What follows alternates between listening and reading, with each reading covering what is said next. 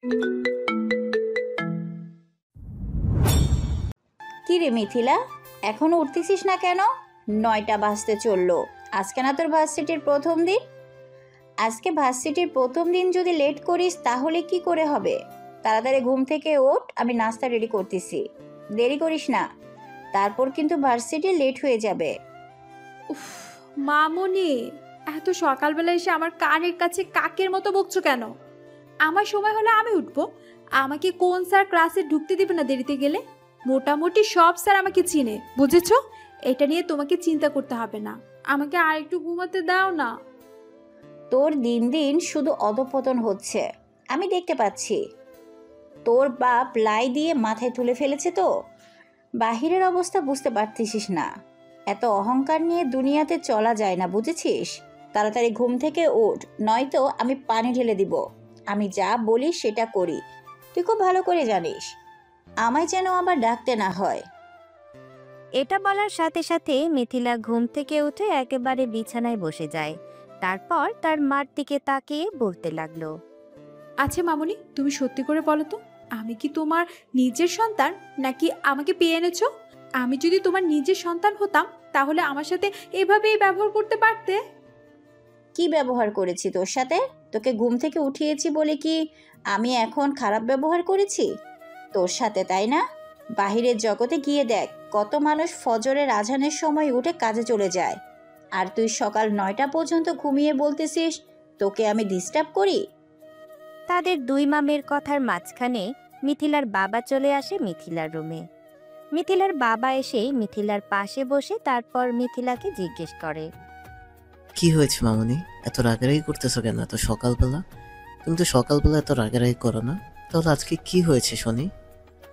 আর বলো না বাবা, সকালবেলা মা এসে আমার কাঁচা ঘুমটা নষ্ট করে দিয়েছে। এত ভালো ঘুমটা, তারপর মা আবার আমাকে বিভিন্ন কথা শোনাচ্ছে। এই, তুমি আমার মেয়েকে কি কথা শোনাচ্ছ? আর আমার মেয়েকে ডিস্টার্ব করছো কেন ঘুমের মধ্যে? তোমাকে না বলেছি আমার মামুনি যখন ঘুম থেকে উঠেছে তখনই খাবার দিবে, তার আগে ওকে ডিস্টার্ব করবে না। তোমার আশকারা পেয়ে আজকে মেয়েটার এত অধঃপতন হয়েছে। মেয়েটা যে কতটা অহংকারী হচ্ছে সেটা কি তুমি বুঝতে পারতেছো না? এটাকে নিয়ে তারপর কি করবে? আজকে যে ভার্সিটির প্রথম দিন সেই খেয়াল আছে তোমার মেয়ের, না তোমার আছে? 9টা 32, এখনো পড়ে পড়ে ঘুমাচ্ছে। আর তার নাকি ঘুম হয়নি। রাত 2টা 3টা পর্যন্ত ফোন টিপলে ঘুম হবে কি করে? সত্যি তো মা, আজকে না তোমার ভার্সিটির প্রথম দিন, তাহলে এখনো পরে ঘুমোচ্ছ কেন? আজকে একটু তাড়াতাড়ি যেতে হবে, কারণ আজকে তোমাদের নবীন বরণের উৎসব। আজকে যদি তাড়াতাড়ি না যাও তাহলে সব স্যাররা ভাববে তুমি অলস মেয়ে। স্যারদের যা ইচ্ছে ভাবার ভাবুক, আমার তাতে কি কোনো যায় আসে না। আমি ওদেরকে পরোয়া করি না। আমার বাবা কমিশনার, আমি তার মেয়ে। আমার সাথে কথা বলতে গেলে হিসাব করে কথা বলতে হবে। ওরা কে আমি চিনি না। ঠিক আছে মামুনি, বুঝতে পেরেছি। এখন আর কথা না পারিয়ে তাড়াতাড়ি উঠে ফ্রেশ হয়ে নাও। আমি অফিসে যাওয়ার সময় তোমাকে ওইখান দিয়ে নামিয়ে দিয়ে তারপর যাব। আচ্ছা ঠিক আছে বাবা, তোমরা যাও, আমি ফ্রেশ হয়ে আসতেছি। আচ্ছা মামুনি, ঠিক আছে। তুমি তাহলে তাড়াতাড়ি ফ্রেশ হয়ে নিচে আসো, আমি তোমার মামুনিকে নিয়ে চলে যাচ্ছি নিচে। এই চলো, মিথিলা আসতেছে, আমরা গিয়ে সবকিছু গুছিয়ে নিই ওইখানে। তোমার মেয়েকে বলো দেরি যেন না করে, আবার যেন বিছানায় শুয়ে না পড়ে। তোমার মেয়েকে তো ডেকে যাওয়ার পরও আবারও বিছানায় ঘুমিয়ে পড়ে, এই অভ্যাস আছে আপনার মেয়ের। মিথিলা উঠে সেখান থেকে বাথরুমে যেতে যেতে বলল, যাচ্ছি যাচ্ছি, আর ঘুমাবো না। তুমি নিশ্চিন্তে নিচে যাও, আমাকে নিয়ে আর ভাবতে হবে না তোমাদেরকে। নিচে গিয়ে খাবার রেডি করো, আমি আসতেছি, নয়তো বাইরে থেকে খাবো। মিথিলা চলে যায় ওয়াশরুমে। আর মিথিলার মা মিথিলার বাবার সাথে যেতে যেতে বলে উঠল, এই যে মেয়েকে এমন শাসন করতেছো না, পরবর্তীতে কি হবে তুমি বুঝতে পারতেছো না। এখন যে এরকম প্রশ্রয় দিয়ে মাথায় তুলতেছো, কিছুই বলতেছো না। সব সময় কি তোমার মেয়ে এমন থাকতে পারবে? ওকে বুঝিয়ে বলো, শাসন করো। আমার কথা তো গুরুত্বই দেয় না। তুমি দেখো। আর বাদ তো, ও ঠিক হয়ে যাবে। এখন তো ছেলে মানুষ, বড় হয়ে আস্তে আস্তে ঠিক হয়ে যাবে সব কিছুই। এখন তো ছোট, কিছু বোঝে না। এখন সবকিছু রেডি করে ফেলো, আবার নিচে এসে চেঁচামেচি করার আগে। তারপর মিথিলার মা বাবা সব কিছু রেডি করার পর মিথিলা ফ্রেশ হয়ে রেডি হয়ে একেবারে নিচে এসে খাবার খেয়ে তার বাবার সাথে বেরিয়ে চলে যায় ভার্সিটির উদ্দেশ্যে। বাংলাদেশের রাজধানী ঢাকা। সেই ঢাকা বিশ্ববিদ্যালয় বাংলাদেশের হাজার হাজার লক্ষ লক্ষ শিক্ষার্থীদের পড়ার স্বপ্ন। সেই জাতীয় বিশ্ববিদ্যালয়ে মিথিলার মতো স্টুডেন্ট টিকে যায়। এটা শুধু তার বাবার পাওয়ারে নয়, তার মাথার ব্রেন ভালো। প্রত্যেকটা বোর্ড এক্সামে তার খুব ভালো ফলাফল এসেছে, সেই জন্য নিজের যোগ্যতায় ঢাকা বিশ্ববিদ্যালয়ে চান্স পেয়েছে। মিথিলার বাবা ভার্সিটির সামনে গাড়ি দাঁড় করে মিথিলাকে বলল, মামনি, ভার্সিটি যদি কোনো প্রবলেম হয় তাহলে সাথে সাথে আমাকে ফোন করবে। তুমি কিন্তু কোনো প্রবলেমে জড়াবে না। আমাকে কথা দাও, যে চাই কিছু বলুক না কেন তুমি কোনো প্রতিবাদ করবে না। আচ্ছা ঠিক আছে বাবা, কোনো কিছু বলবো না। তুমি এখন যাও আর সাবধানে যেও। আমিও চলে যাচ্ছি ভার্সিটিতে। আচ্ছা ঠিক আছে, সাবধানে যেও তুমি, আর আমিও সাবধানে যাব। যা বললাম সবগুলো কথা যেন মাথায় থাকে, মনে থাকে। এটা বলে মিথিলার বাবা সেখান থেকে চলে যায় তার অফিসের উদ্দেশ্যে। মিথিলা সেখানে আর না দাঁড়িয়ে এসে নিজেও চলে যায় ভার্সিটির ভিতরে। ভার্সিটির ভিতরে ঢোকার সাথে সাথে ডান পাশে একটা গাছের নিচে দেখতে পায় কয়েকটা ছেলে মেয়েকে কান ধরে দাঁড়িয়ে থাকতে। ওদেরকে দেখে মিথিলা চলে যাচ্ছিল, কিন্তু তখনই একটা মেয়ে ওকে ডাক দেয়। এই মেয়ে, এদিকে আয়। মিথিলা শোনেও না শোনার ভান করে চলে যাচ্ছিল সেখান থেকে। তারপর যে সিনিয়র মেয়েটা মিথিলাকে ডাক দিয়েছিল সে তাড়াতাড়ি করে মিথিলার সামনে এসে দাঁড়ায়।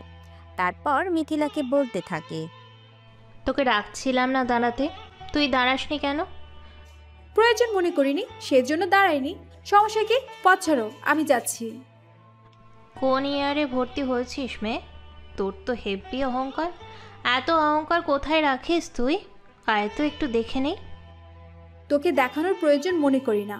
পথ ছাড়, নয়তো ভালো হবে না কিন্তু। মিথিলার কথা শুনে সিনিয়র আপু অনেকটা রেগে যায়। তারপর বলে, প্রথমত তুই আমাদেরকে সালাম না দিয়ে এদিক দিয়ে চলে যাচ্ছিলি, আবার এখন আমাকে সোজা তুই করে বলতেছিস। তোর তো কঠিন সাহস।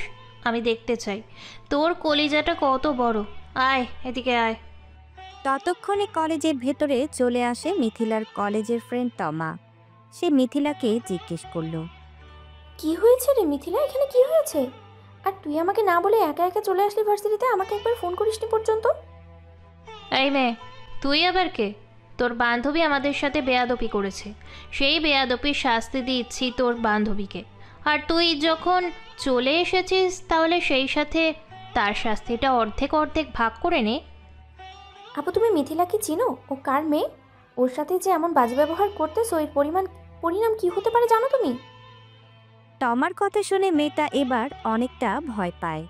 তারপর তমার দিকে তাকিয়ে থেকে জিজ্ঞেস করে, ও কোনো প্রধানমন্ত্রীর মেয়ে নাকি এমনভাবে কথা বলতেছিস? আর হোক সে কোনো প্রধানমন্ত্রীর মেয়ে, তাতে আমাদের কোনো যায় আসে না। ভার্সিটিতে এসেছিস, সিনিয়রদের সম্মান না করে সালাম না দিয়ে কেন চলে যাবে? মিথিলা এতক্ষণে মুখ খুলে তারপরে বলতে থাকে, রাস্তা ছেড়ে দাঁড়া। তোর সাথে আমার কথা বলতে গা ঝিমঝিম করছে। সামনে থেকে সরে দাঁড়া, নয়তো আমার ধৈর্যের পরীক্ষা নিস না বলে দিলাম। এটা বলে মিথিলা আর সেখানে না দাঁড়িয়ে সোজা চলে যায় সেখান থেকে। মিথিলার সাথে সাথে তমা নিজেও সেখান থেকে চলে যায়। তারপর তাদের ক্লাসের ভিতর ঢুকে তমা মিথিলাকে জিজ্ঞেস করলো, কিরে, ওই সিনিয়র আপু তোকে কি জিজ্ঞেস করেছিল আর তুই উত্তর দিসনি কেন? বোন, এটা স্কুল আর কলেজ না, এটা ভার্সিটি। এখানে আপাতত সিনিয়রদেরকে সম্মান করতে হবে, মেনে চলতে হবে। আমি করবো না ওদেরকে সম্মান। ওরা কি আমার কাছ থেকে জোর করে সম্মান নেবে?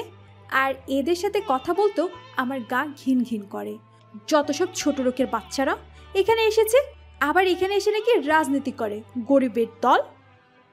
তো এইভাবে বলিস না, ওরা যদি শুনতে পারে তাহলে কোনো না কোনো ক্ষতি করবে, আবার আমাদের পিছনে লাগতেও পারে। এখানেও অনেক স্টুডেন্ট আছে যারা ওদেরকে জমের মতো ভয় পায়।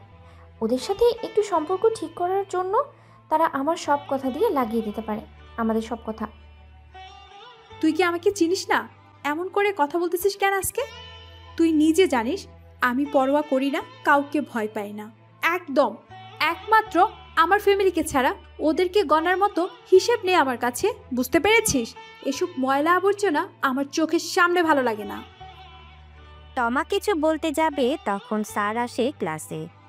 স্যার সকলের সাথে কুশল বিনিময় করে আজকে যেহেতু ফার্স্ট ইয়ারের প্রথম ক্লাস, সেই জন্য পড়াশোনার দিকে না গিয়ে সবার সাথে গল্প আড্ডা, সবার সাথে পরিচিত হয়। তারপর একে একে সকলের সাথে পরিচিত হওয়ার পর মিথিলার পালা আসে। তোমার নাম ঠিকানাটা? স্যার, আমার নাম মিথিলা, আর আমার বাবা এখানকার রানিং কমিশনার, আর আমি ছোটবেলা থেকে এখানে বড় হয়েছি। মিথিলার বাবা কমিশনার এই কথা শুনে অনেকেই ওর দিক থেকে চোখ নামিয়ে নেয়। এতক্ষণ যারা ওর দিকে ট্যাপ ট্যাপ করে তাকিয়েছিল। আচ্ছা ঠিক আছে মিথিলা, তুমি বসে পড়ো। একে একে তো এখানে সকলের পরিচয় নেওয়া হলো, এখন আমি তোমাদেরকে আমার পরিচয় দিচ্ছি। আমি তোমাদের বাংলা টিচার বজরুল রহমান। আমি এখন থেকে তোমাদের বাংলা ক্লাস নিব, সপ্তাহে 3 দিন। তোমাদের প্রথম ক্লাস আমিই নেব। আমার পড়াশোনার রেগুলার কমপ্লিট করে আসতে হবে, নয়তো আমি যেমন মজার মানুষ তেমনই শাসনও করতে পারি। সো বি কেয়ারফুল, যা করবে ভেবেচিন্তে সাবধানে করবে কিন্তু। তারপর সকল স্টুডেন্ট একত্রে ঠিক আছে স্যার বলে। ওই দিনের মতো ফার্স্ট ক্লাস করে স্যার চলে যায়। প্রথম দিন হওয়াতে বই নিয়ে কোনো পড়াশোনা হয়নি, সবার সাথে পরিচয় মেলামেশা হয়েছে। অনেকে অনেকের নতুন ফ্রেন্ড বানিয়েছে, কিন্তু মিথিলা কারোর সাথে কথা বলেনি। তমা অনেকের সাথে কথা বলেছে, কিন্তু মিথিলা কারোর সাথে কথা বলেনি। মিথিলা, তুই ওদের সাথে কথা বলিসনি কেন? নতুন ভার্সিটিতে এসেছিস, আমরা কত কত স্টুডেন্ট, ওদের সাথে ফ্রেন্ডশিপ করতে পারতি। বাংলাদেশের 64 জেলা থেকে এখানে পড়াশোনা করতে এসেছে, তাদের সাথে মেলামেশা করে দেখ, ভালো লাগবে। তোর যা ইচ্ছে তুই কর, বাট আমাকে এসব বলবি না। তুই জানিস আমি এসব ছোট রেখে আমি নিতে পারি না, এসব কিছু আমার ক্ষেত্রে পোষায় না। তুই খুব ভালো করেই জানিস এটা। কারোর সাথে ফ্রেন্ডশিপ করাটা এটা কি তোর কাছে ছোট লোকই মনে হয়? শোন, এখানে সবাই সবার যোগ্যতা দিয়েই এসেছে, কেউ কোনো কিছু দিয়ে আসেনি। তুই যেমন নিজের যোগ্যতা দিয়ে এসেছিস, তারাও তাই, তাদেরকে অবহেলা করবে না। ওরা কিন্তু নিজের ট্যালেন্ট খাটিয়েই এখানে এসেছে। তুই কোন ব্যবহারটা করবি ওরা ঠিক বুঝতে পারবে। আহ তমা, তুই এখন আমাকে এসে এসব বিষয় নিয়ে জ্ঞান দিতে থাকিস না তো। এখন চল, তোকে বাসায় নামিয়ে দিয়ে আমি ওই দিক দিয়ে চলে যাব। এইখানে আজকে আর ভালো লাগতেছে না। না রে বোন, তুই একাই যা, আমি রিক্সা দিয়ে চলে যাব। আমার অভ্যাস আছে রিক্সা দিয়ে যেতে, আর রাস্তায় একটা কাজ আছে, সেই কাজটা একেবারে কমপ্লিট করে তারপরেই যাব। তুই আমার উপর রাগ করতেছিস কেন তমা? তুই তো জানিস আমি ছোটবেলা থেকে এমন, আমার কারোর সাথে মিশতে ভালো লাগে না, সেই জন্য তুই রাগ করবি এভাবে আমার উপর? আচ্ছা যা, তোর কাছে আমি সরি সরি সরি বললাম। এখন আর কোনো কিছু না বলে সোজা চল আমার সাথে, তোকে নামিয়ে দিয়ে তারপর আমি বাসায় যাব। আরে তোর সাথে রাগ করবো কেন? পাগল তুই কি বলছিস? এসব নিয়ে ভাবিস না, আমি রাস্তায় একটা কাজ করব, তো মাঝ রাস্তায় ওইখান থেকে তারপরে যাব। কি কাজ করবি আমাকে বল, আমি রাস্তায় গাড়ি দাঁড় করাবো। এখন বল কি কাজ করবি? আরে তুই এখানে দাঁড়াবি কেন? তুই চলে যা বাসায়। তুই তো বাইরে বেশি থাকতে পারিস না, তোর অসুস্থ লাগবে। আমার ফুফাতো ভাই আসবে, তার জন্য 2টা শার্ট নিব, যাওয়ার সময় নিয়ে নিব। ও আচ্ছা, তাহলে এই ব্যাপার, সমস্যা নেই। আমি রাস্তায় গাড়ি দাঁড় করিয়ে তারপর তোর সাথে শপিংয়ে যাব। একমাত্র তোকে ছাড়া আমার আর কাউকে ভালো লাগে না, আর কোনো ফ্রেন্ড আমার দরকার নেই, বুঝেছিস? তুই থাকলে আমার জন্য যথেষ্ট, আর কোনো ফ্রেন্ড দরকার নেই আমার। আচ্ছা ঠিক আছে, হয়েছে, এখন এসব বাদ দে, তাহলে চল তাড়াতাড়ি বেরিয়ে পড়ি। তারপর তারা দুই বান্ধবী মিলে কলেজের ক্যাম্পাস থেকে গাড়িতে উঠে সোজা চলে যায় একটা শপিং মলের সামনে। ওইখানে যাওয়ার পর একটা দোকানে গিয়ে দেখে কিছু টি শার্ট ঝুলানো।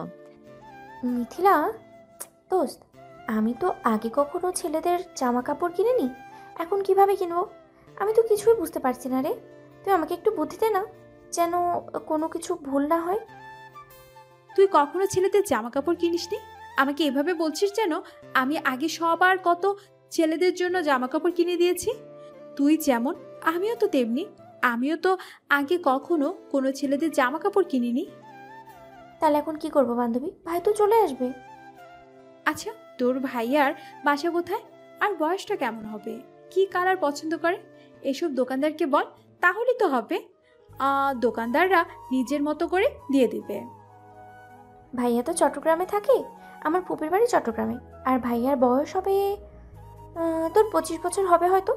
আর ভাইয়া কোন কালারের জামা কাপড় পরে সেগুলো তো আমি জানি না, জানলে তো আর সমস্যাই ছিল না, কিনেই তো যেতাম। কেমন স্টাইলিশ নাকি খ্যাত, দেখতে কেমন দেখা যায়? 7 বছরের ভিতরেই আমি তাকে দেখিনি, তাহলে কি করে বলবো এখন সে স্মার্ট নাকি খ্যাত টাইপের? বোন, তুই কার জন্য জামা নিতে এসেছিস, একটু খুলে বলবি তুই আমাকে? এমন কারোর জন্য জামা নিতে এসেছিস যার কোনো কিছুই তুই নিজেই জানিস না। তোর আগে সব কিছু ওর সম্পর্কে জানা উচিত ছিল, তারপর এখানে এসে জামা কাপড় নেওয়া দরকার ছিল। তারপর ওরা দুই বান্ধবী ডিসাইড করতে করতে একটা হোয়াইট এবং একটা ব্ল্যাক কালার দুইটা টি শার্ট নিয়ে নেয়। ব্ল্যাকটা মিথিলা পছন্দ করে দেয় আর হোয়াইটটা তমা পছন্দ করে নেয় নিজের মতো করে। তারপর তারা দুই বান্ধবী শপিং শেষ করার পর সেখান থেকে তারা তাদের বাসায় চলে যায় ফুচকা খেয়ে। আজকে তো তাড়াতাড়ি চলে আসলি যে? আজকে না তোদের প্রথম দিন ভার্সিটিতে, তাহলে এত তাড়াতাড়ি চলে আসলি কেন? সব স্টুডেন্টরা মজা করবে, আনন্দ করবে, তোরা চলে আসলি? বারবার শুধু মা এক কথা বলো না তো, আমার এইসব পছন্দ না, সেটা তুমি খুব ভালো করেই জানো। তাহলে আবার বলছো কেন এখন আমাকে? এখন দেখি সামনে থেকে সরো, রুমে গিয়ে রেস্ট করব, অনেক টায়ার্ড লাগছে। তারপর মিথিলার মাকে বলে সোজা তার রুমে চলে যায়।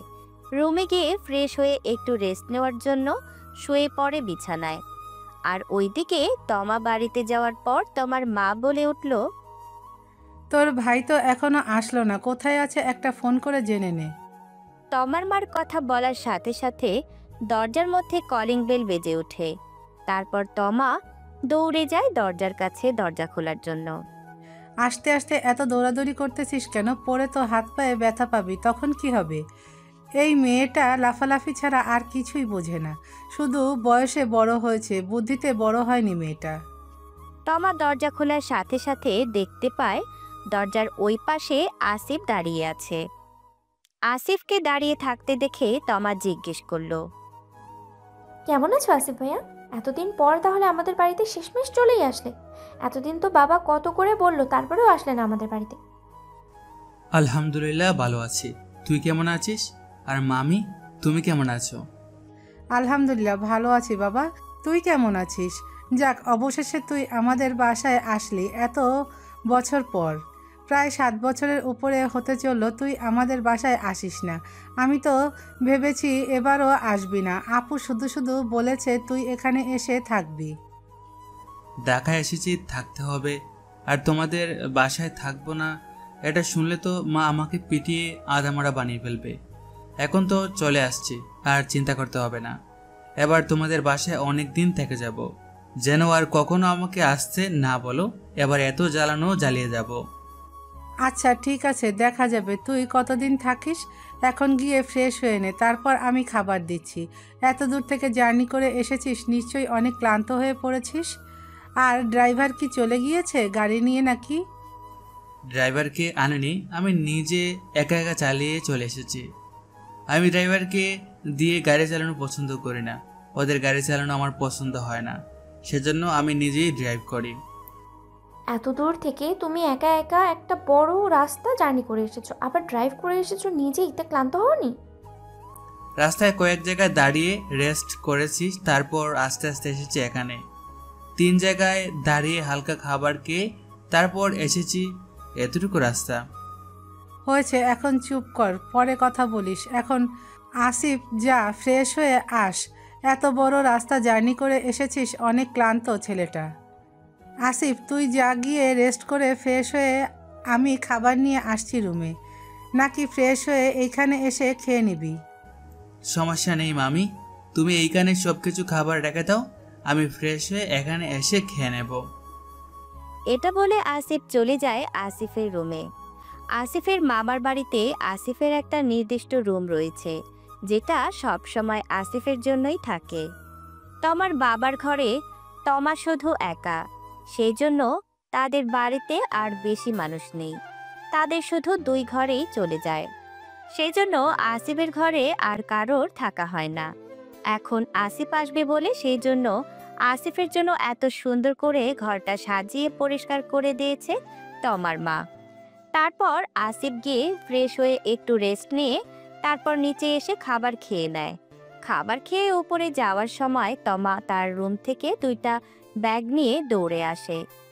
সেই ব্যাগ 2টা আসিফের হাতে দিয়ে বলল, আসিফ ভাইয়া দেখো তো টি-শার্টটিতে তোমার পছন্দ হয় কিনা। অনেক কষ্ট করে অনেকগুলো দোকান খুঁজে তারপরে তোমার জন্য এই 2টা টি-শার্ট খুঁজে বের করেছি, কিনে নিয়ে এসেছি। তুমি কি ব্ল্যাক অ্যান্ড হোয়াইট কালার পছন্দ করো? এই 2টা কিন্তু খুব শুধু এই 2টা কালারই ছিল আসলে। বড় হয়ে গিয়েছিস অনেক, তাই না? বড়দেরকে গিফট করতে শিখে গিয়েছিস। আমার ব্ল্যাক আর হোয়াইট কালার সবচেয়ে বেশি ফেভারিট। আল্লাহ বাঁচাইছে, এটা কিনতে কিনতে কতবার যে আল্লাহকে স্মরণ করেছি যেন তোমার পছন্দ হয়, তোমার পছন্দ হয়। তোমার জন্য কিন্তু এখন তোমার যদি পছন্দ না হয় তাহলে কি করে হবে, তাই না? শেষমেশ সাহস করে তোমার জন্য এই টি-শার্টগুলো নিয়ে আসলাম। আচ্ছা, এখন কি চাস আমার জন্য? যেহেতু টি শার্ট নিয়ে এসেছিস, এখন আমারও তো কিছু দায়িত্ব আছে তোদের উপর। এখন বল কি চাস আমার কাছ থেকে? আসিফের বলা কথাটা শুনে তমা কিছুক্ষণ ভাবে তারপর বলে উঠল, আচ্ছা তুমি তো এখানে অফিসের কাজে এসেছো, তাই না? তোমার অফিসের কাজ শেষ হওয়ার পরে যতক্ষণ সময় থাকবে পুরোটার সময় আমাদেরকে দেবে। যতদিন এখানে থাকবে সপ্তাহে 3 দিন করে আমাদেরকে নিয়ে বাইরে ফুচকা খাওয়াতে নিয়ে যেতে হবে। এইসব পচা খাবারগুলো রাস্তায় তোরা খাস? এগুলো কি করে বানায় সেটা জানিস না? দেখিস না কি করে খাবারগুলো তৈরি করে? তারপরও এই খাবারগুলো তোরা খাস কিভাবে? আসলেই তোরা মেয়েদের কোনো চয়েস নেই। এই আনহেলদি খাবারগুলো স্বাস্থ্যের জন্য অপকার। এই খাবারগুলো তোরা খাস? কি করব ভাইয়া বলো, জিব্বা তো আর আমার সামলে রাখতে পারি না। বিশেষ করে এই ফুচকা এমন একটা জিনিস, তুমি যে মেয়েদেরকে বলবে সেই মেয়ে এক চুটকিতেই রাজি হয়ে যাবে ফুচকা খাওয়ার জন্য। কিন্তু এগুলো কি করে বানাই সব কিছুই মেয়েরা জানে, তারপরেও মেয়েরা এটা ছাড়তে পারে না। আচ্ছা এখন তুমি গিয়ে রুমে গিয়ে রেস্ট নাও, আর মা দেখলে আবার আমাকে বকা দিবে, বুঝছো? বলবে তোমাকে এখানে আটকে রেখেছি কথা বলার জন্য। আচ্ছা ঠিক আছে, তাহলে আমি এখন যাচ্ছি, রুমে যাচ্ছি। আর বিকেলে যদি বের হয় তাহলে আমাকে বলিস, আমি নিয়ে যেতে পারবো তোকে। আসিফ এটা বলে সে তার নিজের রুমের দিকে চলে যায়। রুমে গিয়ে আসিফ আর কোনো দিকে না তাকিয়ে সোজা ঘুমিয়ে পড়ে। এত দূর থেকে জার্নি করে আসার ফলে সাথে সাথে বিছানায় শুয়ে পড়ায় ঘুম এসে হানা দেয় আসিফের চোখে। রাতে যখন তমার বাবা অফিস থেকে ফিরে এসে দেখে আসিফ রুমে বসে ল্যাপটপে কি যেন পড়ছে, তখন তমার বাবা এসে আসিফের পাশে বসলো। কেমন আছিস আসিফ? আসিফ প্রথমে দেখতে পায়নি তার মামাকে। যখন তমার বাবা আসিফকে জিজ্ঞেস করলো কেমন আছিস, তখন আসিফ সামনের দিকে তাকিয়ে দেখতে পায় তার মামাকে। তার মামাকে সামনে বসে থাকতে দেখে তারপর সে আবার জিজ্ঞেস করলো, আসসালামু আলাইকুম মামা, কেমন আছেন আপনি? আলহামদুলিল্লাহ ভালো আছি, তুই কেমন আছিস? আর এই অসময়ে ল্যাপটপের মধ্যে বসে কি কাজ করতেছিস? কতদিন পর এখানে এসেছিস, কই একটু ঘোরাঘুরি করবি? ঢাকায় এসেছিস কোথায় গিয়ে মামির সাথে মামাতো বোনের সাথে বসে একটু আড্ডা দিবি, আমার সাথে বসে আড্ডা দিবি, কিন্তু তা না করে তুই এখানেও ল্যাপটপ নিয়ে পড়ে আছিস। নিচে গিয়েছিলাম মামা, নিচে গিয়ে দেখি তমা পড়তে বসেছে আর মামি রান্না করে রান্না করতেছে। তুমি তো অফিসে ছিলে, সেজন্য আবারও এখানে এসে ল্যাপটপ নিয়ে বসেছে। তেমন কিছু না, অফিসের কিছু ডিটেলস ছিল সেগুলোই খুঁজে বের করে দেখছিলাম, আর এই আর কি। তুমি কখন এসেছো অফিস থেকে? আমি তো এসেছি বেশ কিছুক্ষণ সময় হবে, দেখতে পাচ্ছিস না এখনও চেঞ্জ করিনি। অফিস থেকে এসে সোজা তোর রুমে চলে এসেছি নিচ থেকে। এখন ল্যাপটপ রাখ, নিচে গিয়ে বস, আমি ফ্রেশ হয়ে আসতেছি নিচে। তাড়াতাড়ি চলে আয়, নিচে গিয়ে যেন আবার তোকে ডাকতে না হয়। এটা বলে তমার বাবা সেখান থেকে উঠে চলে যায়। আসিফ আর দেরি না করে ল্যাপটপটা তার নিজস্ব জায়গাতে রাখে। আসিফ নিজেও চলে যায় নিচে। আসিফ নিচে যাওয়ার পর দেখতে পায় তার মামি রান্নাবান্না সব কিছু শেষ হয়ে এসেছে। তারপর সব খাবার টেবিলে সাজিয়ে রাখছে।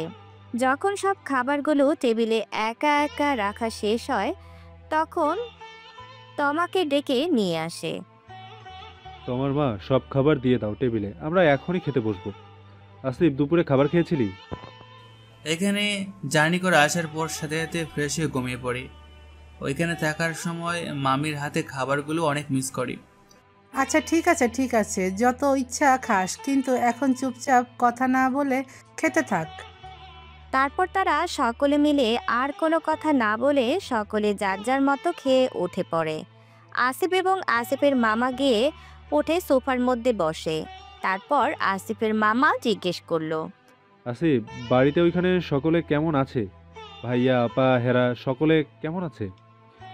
ওরা তো আলহামদুলিল্লাহ ভালো আছে। তোমাকে যেতে বলেছে। তোমাকে নাকি আগেও অনেকবার বলেছি গিয়ে এখানে ঘুরে আসার জন্য, কিন্তু তুমি নাকি রাজি হও নাই। এবার বলেছে আমার সাথে সবাইকে নিয়ে যাওয়ার জন্য, নয়তো মা আর কখনো এখানে আসবে না। এখানে আসার পর তো দেখতেই পাচ্ছিস বাবা, এতক্ষণে মাত্র বাড়িতে এসেছি। কি করব বল, অফিসের এত চাপ। আর বস, এখন নিউ বস এসেছে, একটু চুল ছাড় দেয় না। 5টা পর্যন্ত আমাদের আগে অফিস ছিল, এখন সে অফিস থেকে 8টা, সাড়ে 8টা, 9টা বাজে আসতে হয়। এই জন্যই স্কুলের মধ্যে স্যারেরা বলে যে চাকরি করার চাইতে ব্যবসা করা অনেক ভালো। চাকরি করতে হয় নিজের স্বাধীনতা ছেড়ে, পরের অধীনে কাজ করতে হয়।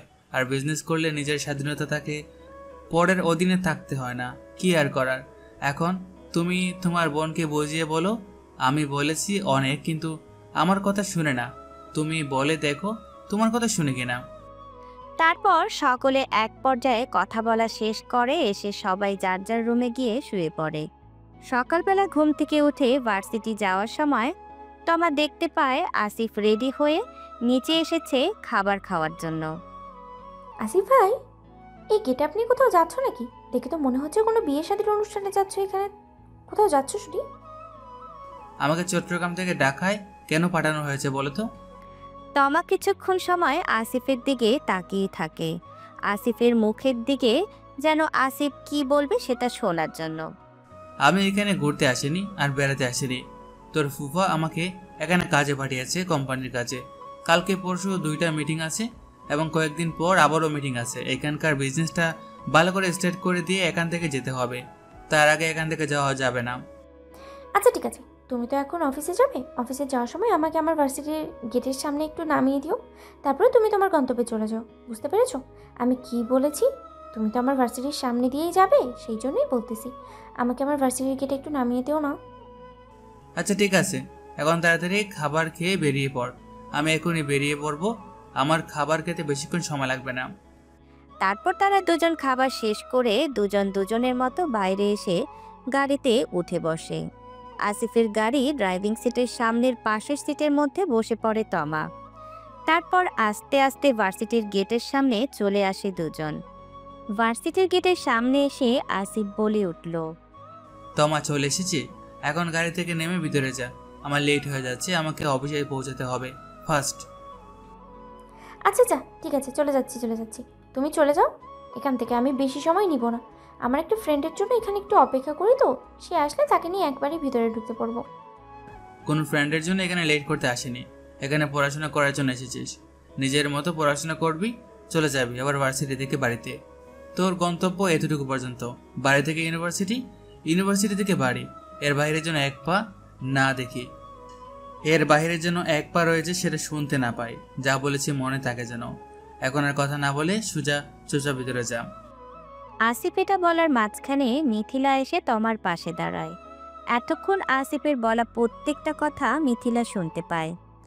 মিথিলাকে তমার পাশে দাঁড়িয়ে থাকতে দেখে তমা কিছুটা চমকে ওঠে। তারপর মিথিলাকে জিজ্ঞেস করে, কি রে মিথিলা, তুই এখানে কখন আসলি? এখানে তো তোর জন্য দাঁড়িয়েই ছিলাম, আর তুই একবারও বলিসনি। আমি আরও অনেক আগে চলে এসেছি, তোর জন্য ওয়েট করছিলাম। আজকে তোর আসতে এত দেরি হলো কেন? তোকে বলেছিলাম না ভাইয়া আসবে, ভাইয়া এসেছিল কালকে, সেই জন্য আজকে ভাইয়ার সাথে এখানে এসেছি। ভাইয়া নামিয়ে দিয়ে গেছে। ও আচ্ছা, এখন চল ক্লাসে যাওয়া যাক। তারপর তারা দুই বান্ধবী মিলে ক্লাসে যায়। ক্লাসে আসার পর বৃষ্টি নামের একটা মেয়ে মিথিলার দিকে হাত বাড়িয়ে দিয়ে বলল, হাই, কেমন আছো মিথিলা? আমি বৃষ্টি। কালকে আমার আর তোমার ফ্রেন্ডশিপ হয়েছে, আমি কি তোমার ফ্রেন্ড হতে পারি? বৃষ্টির কথা শোনার পর তমা মিথিলার দিকে তাকায়, কি করে সেটা দেখার জন্য। সরি বৃষ্টি, আমি আসলে যাকে তাকে আমার ফ্রেন্ড বানাতে পারি না। এখন পর্যন্ত আমার অ্যাক্টিভ ফ্রেন্ড সেটা হচ্ছে গিয়ে তমা। এর বেশি আমার আর কোনো ফ্রেন্ডের দরকার নেই। মিথিলার এই কথাটায় অনেক অপমানিত বোধ করে বৃষ্টি। সেজন্য মিথিলাকে বলে, আচ্ছা ঠিক আছে, সমস্যা নেই। তুমি তোমার মতো থাকো, তোমার ফ্রেন্ডস নিয়ে। আমি তোমাকে আর কিচ্ছু বলবো না। তুই কেমন আছিস তমা? আলহামদুলিল্লাহ ভালো আছি। তুই কেমন আছিস? আজকে এত তাড়াতাড়ি চলে আসলি যে? কালকে না বলেছিলি আজকে আসবি না, তার উপরে আবার এত তাড়াতাড়ি চলে আসলি? হ্যাঁ, প্রথম ইচ্ছে ছিল আসবো না, কিন্তু কি আর করার, সব ইচ্ছে তো পূর্ণতা পায় না। আমার ফ্যামিলি আমাকে জোর করে পাঠিয়েছে এখানে। তারপর তমার বৃষ্টির কথার মাঝখানে ক্লাসের স্যার ঢুকে। তারপরে একে একে প্রত্যেকটা ক্লাস শেষ হয়ে যাবার পর তারা তিনজন এসে ক্যাম্পাসে যায়।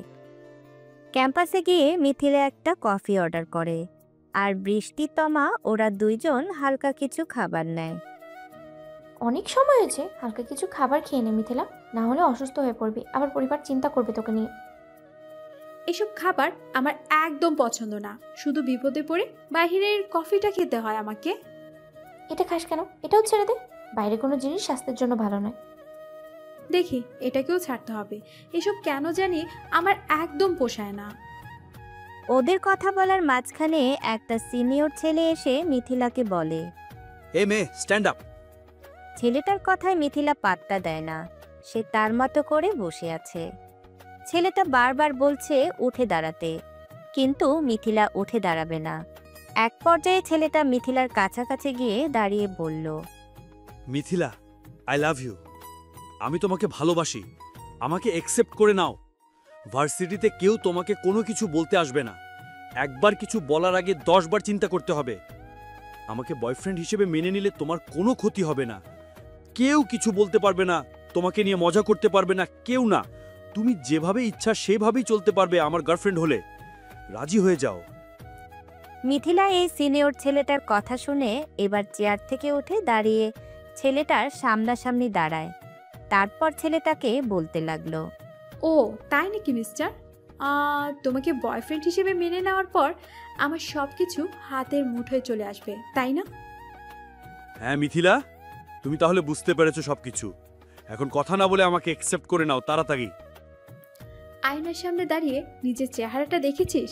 কি একটা বিশ্রী অবস্থা। আর তোর কত বড় কলিজা, তুই আমাকে এসে প্রপোজ করছিস?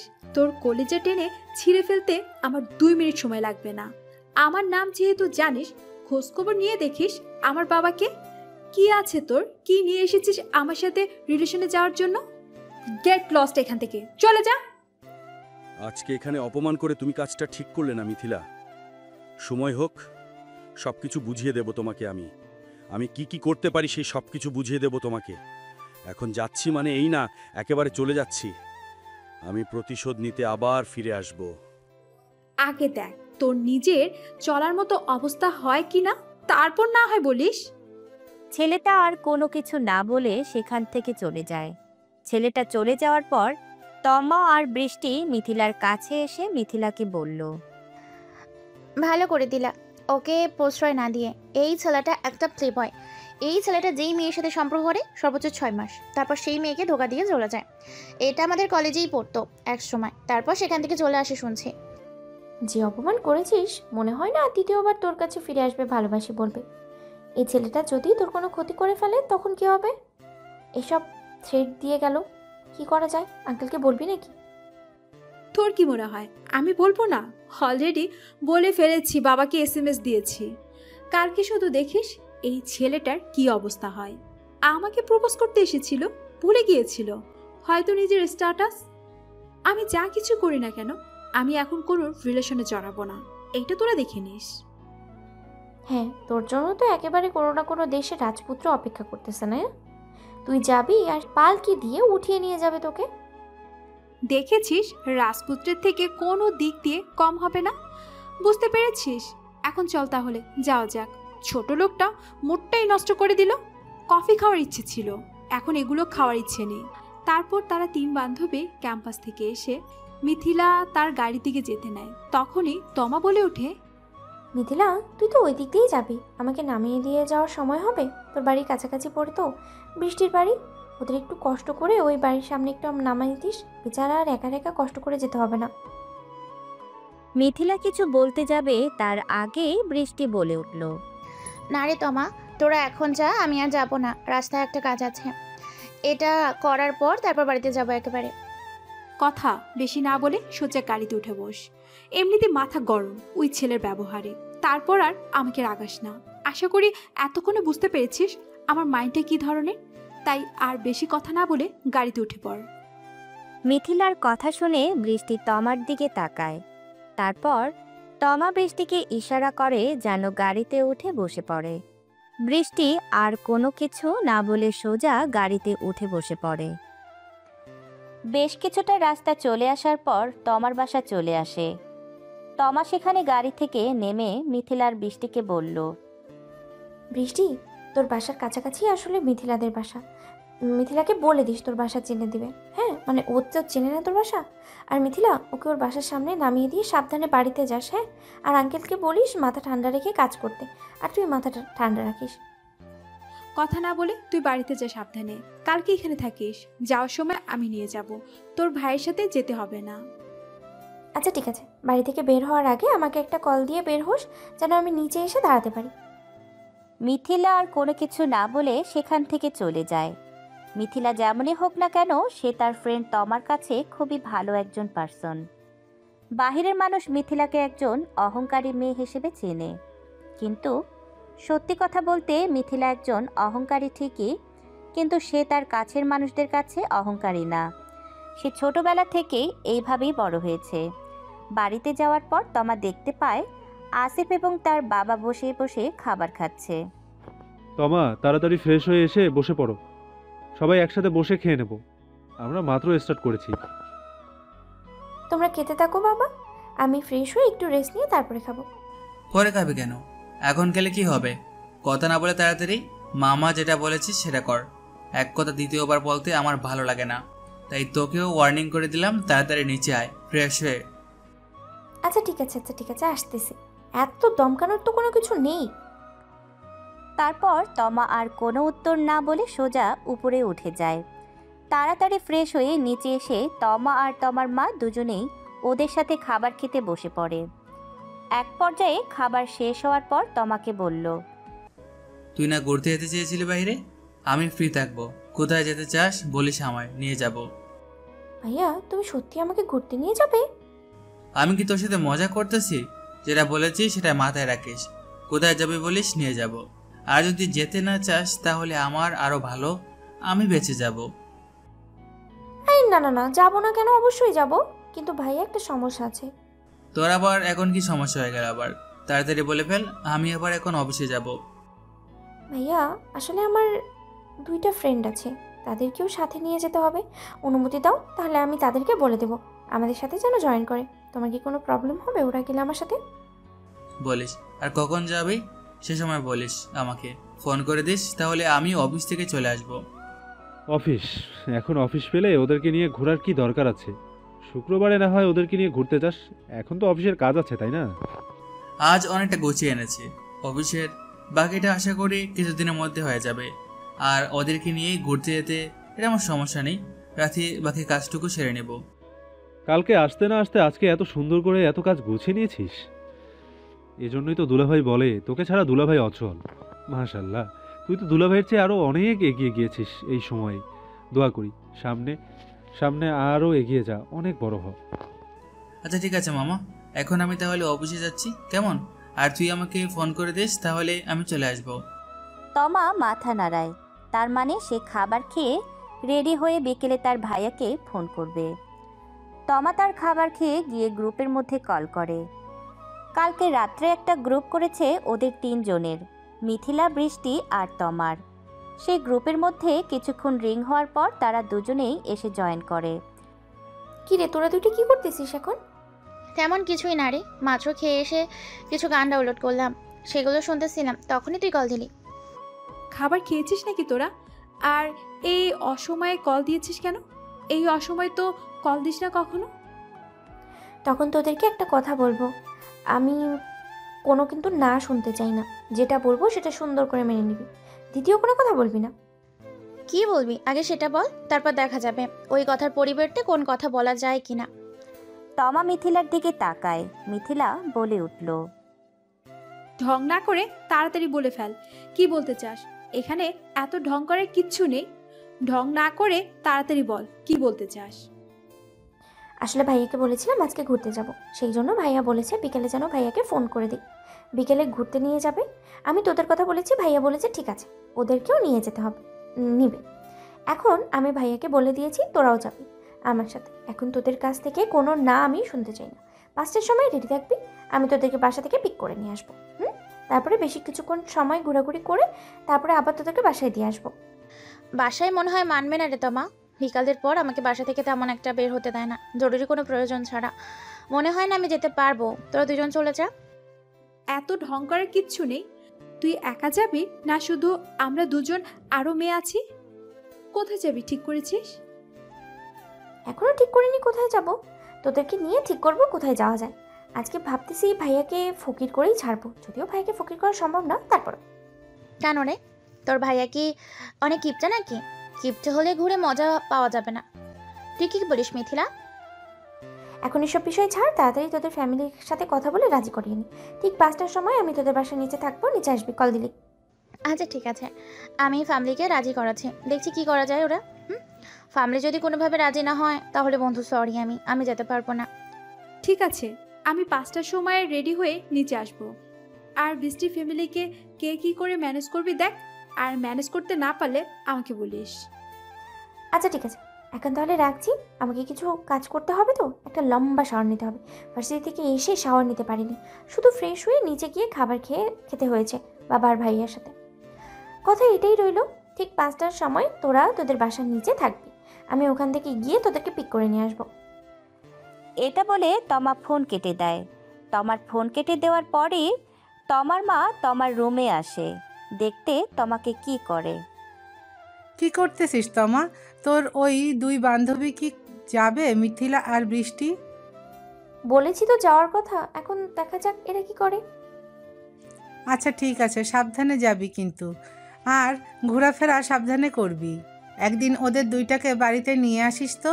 অনেক দিন হতে চললো মিথিলা আমাদের বাসায় আসে না, 1 বছরের ওপরে প্রায় হতে চললো মিথিলাকে দেখি না, সামনাসামনি কথা বলি না ওর সাথে। ওকে একদিন বলিস তো আমার কথা, যেন বাসায় আসে। তাকে বলেছি অনেকবার আমাদের বাসায় আসার জন্য, কিন্তু ও আসেই না। আমাদের বাসার নিচ দিয়ে চলে যায় কিন্তু বাসায় আসে না। আমাদের বাসায় কি বলবো, ওর নানুর বাসা পর্যন্ত যায় না, কেন জানি না। এটা আবার কেমন কথা? নিজের নানুর বাসায় যায় না? একটু রেস্ট নে, তারপর রেডি হয়ে আসিফকে কল দিস। আর ওকে কিন্তু বেশি জ্বালাস না, আসিফ কিন্তু অনেক রাগী। আচ্ছা ঠিক আছে, যাও, বেশি জ্বালাবো না। শুধু আমরা 3 বান্ধবী মিলে প্ল্যান করব ভাইয়াকে কি করে ফকির বানানো যায়। আজকে পকেটে যা নিয়ে যাবে সব একেবারে শেষ করে। আলহামদুলিল্লাহ, আসিফের বাবার যেই জায়গা সম্পত্তি আছে, তোদের মতো 3000 তমা, বৃষ্টি, মিথিলা এদেরকে অনায়াসে পালতে পারবে। আর তুই তাকে ফকির বানানোর চিন্তা করছিস? এটা কখনো সম্ভব না, বুঝেছিস? হ্যাঁ বুঝতে পেরেছি, আমি সেটা বলি। আমি বলেছি ভাইয়া পকেটে যা নিয়ে যাবে সব ভেঙে শেষ করে আসবো আজকেই। তমার মা আর কোনো কিছু সেখানে না বলে চলে যায় তমার রুম থেকে। তমার মা চলে যাওয়ার পর তমা চলে যায় ওয়াশরুমে গোসল করার জন্য।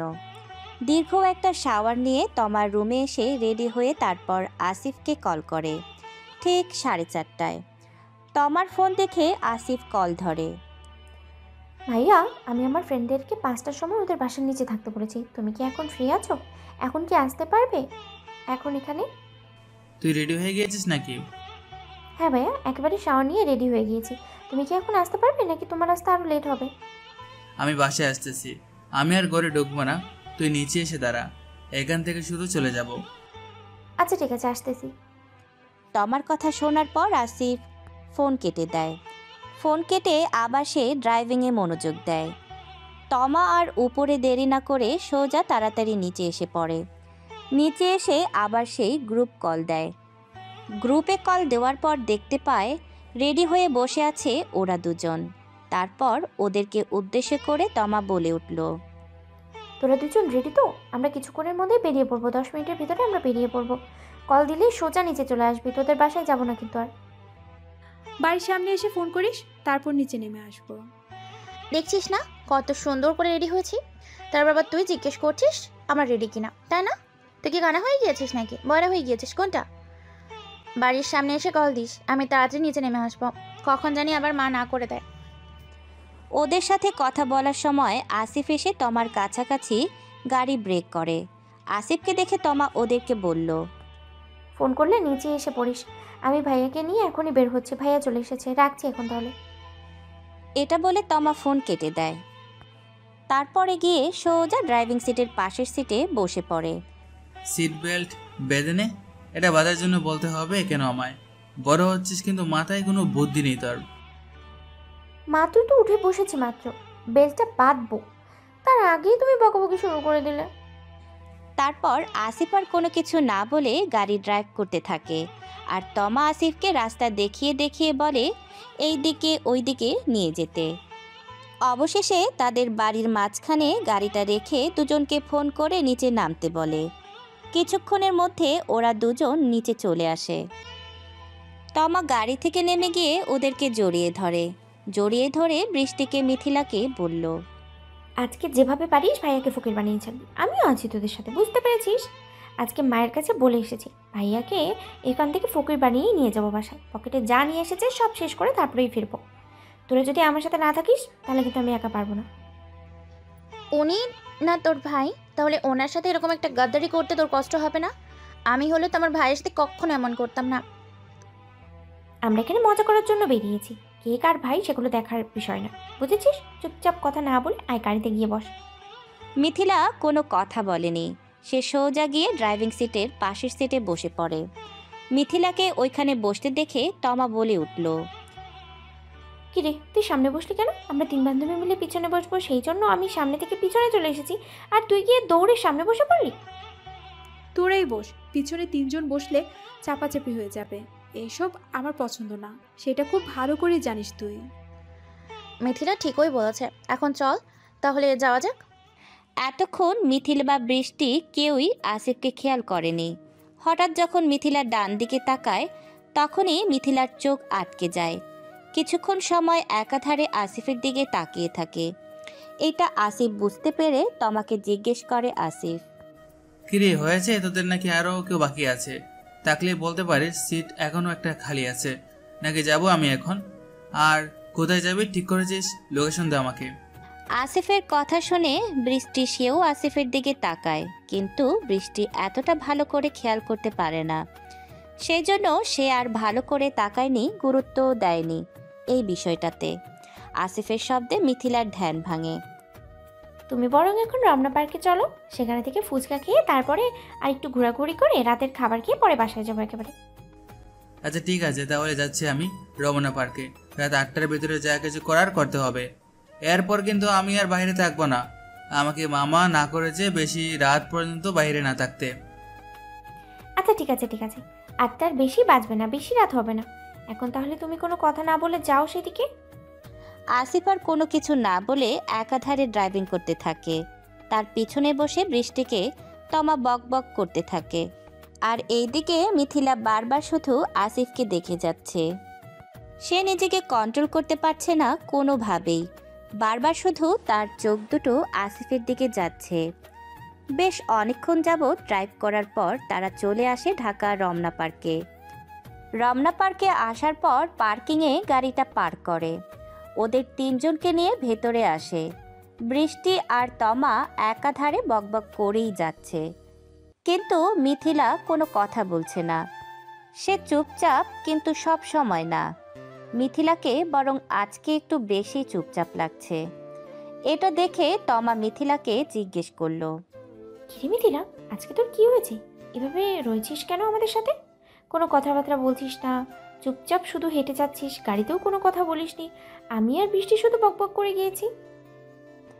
মিথিলা কিছু বলতে যাবে তার আগে আবার বৃষ্টি বলে উঠল, হ্যাঁ সত্যি তো মিথিলা, আজকে কোনো কথা বলিস না তুই। আমি আর তমা শুধু গাড়িতে বকবক করে এসেছি এবং এখনও বকবক করে যাচ্ছি, তো তোর মুখ দিয়ে একটা কথাও বের হয়নি। কোনো কিছু নিয়ে কি তোর মন খারাপ? বলতে পারিস আমাদেরকে। কি আবল তাবল বলছিস? মন খারাপ হতে যাবে কেন? আমি সবসময় চুপচাপ থাকি, এখনো চুপচাপ আছি, এতে এত ভাবার কিচ্ছু নেই। তোরা তোদের মতো এনজয় কর, আমাকে চুপচাপ থাকতে দে, আমি আমার নিজের মতো করে এনজয় করি। আচ্ছা ঠিক আছে, তাহলে তুই তোর নিজের মতো করে এনজয় কর, আমরা আছি তোর পাশে, আর কোনো কিচ্ছু লাগবে না, লাগলে বলিস। তমা কি বলছে সেটা শুনতে পায়নি, মিথিলা হয়তো বুঝতেও পারেনি। সে সামনের দিকে তাকিয়ে আছে আসিফের দিকে, হাতে 4টা কোন আইসক্রিম নিয়ে আসে।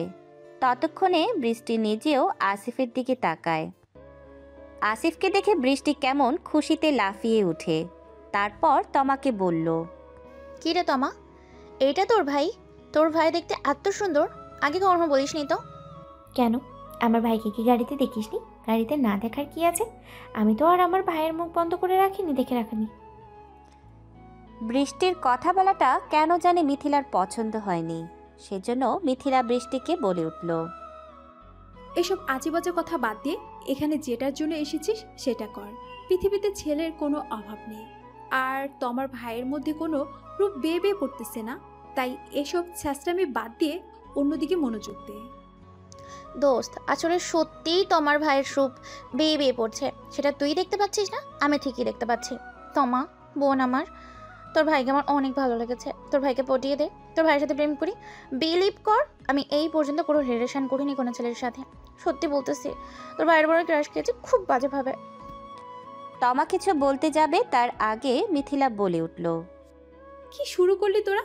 এখানে কিসের জন্য এসেছি আর কি করতেছিস তোরা? আমি কি এখান থেকে চলে যাব? তোরা থাক বরং, আমি এখন এখান থেকে যাচ্ছি। তোদের যা ইচ্ছা তোরা কর, আমার সামনে এসব বলবি না। আহ বোন, রাগ করিস কেন? আচ্ছা যা, এখন আর বলবো না, এসব পরে, এসব কিছু পরে ভাবুন। এখন যেটার জন্য এসেছি সেটাই করে চল, তোকে কোথাও যেতে হবে না, এখানে ঘুরতে এসেছি, তারপর যাব ফিরে, ওকে? ততক্ষণে ওদের 3 জনের কথা বলার মাঝখানে চলে আসে আসিফ। এসে সকলের হাতে একটা একটা করে আইসক্রিম ধরিয়ে দেয়। মিথিলার হাতে দেওয়ার সময় মিথিলা ইচ্ছে করে আসিফের হাত ছুঁয়ে দেয়। তারপর ওদের 3 জনকে আইসক্রিম দিয়ে আসিফ বলল, তোরা একটু এখানে থাক, আমি আসতেছি। যাবো আর আসবো, এখান থেকে কোথাও যাবি না, তোরা এখানে বস। কোথায় যাচ্ছ ভাইয়া, আমাদেরকে এখানে একা ফেলে? কোথাও না, ওই যে সামনে যাবো, একটু শুধু যাবো আর আসবো, দেরি হবে না, তোরা একটু বস এখানে।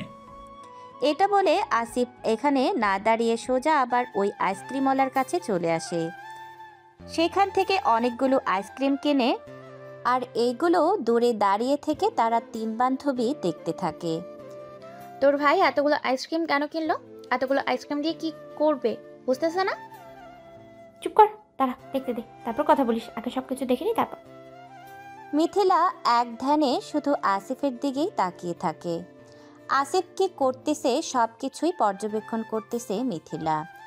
তারপর দেখতে পায় এই আইসক্রিমগুলো নিয়ে কয়েকটা শিশুর কাছে যায়, পথ শিশু। সবাইকে একটা একটা করে আইসক্রিম দিয়ে ওদের পাশে বসে আইসক্রিমটা খেতে থাকে। তারপর সবার সাথে বসে আইসক্রিম খাওয়া শেষ হলে সবাইকে 500 টাকা করে দিয়ে আসে। ওইখানে প্রায় 12-13 জন পথ শিশুর মতো ছিল। ইস, তোর ভাইয়ের মনটা এত ভালো কেন রে তমা? অনেকে যে লাইফ পার্টনার হিসাবেও পাবে, সে সত্যি অনেক ভাগ্যবান হবে। আই উইশ অনেকে যদি আমার ফিউচারে পেয়ে যেতাম, তাহলে আর কোনো ইচ্ছে থাকতো না আমার। শোন ভাইয়া, এসব প্রেম ভালোবাসা পছন্দ করে না। ভাইয়া কাজ ছাড়া আর কোনো কিছুই বোঝে না। তোর ভাইয়া কি কাজ করে যে কাজ ছাড়া আর কোনো কিছুই বোঝে না? ভাইয়া একটা কোম্পানিতে চাকরি করে, ছোটোখাটো একটা পদে। আই থিঙ্ক ভাইয়ার বেতন সম্ভবত 30,000 টাকার মতো।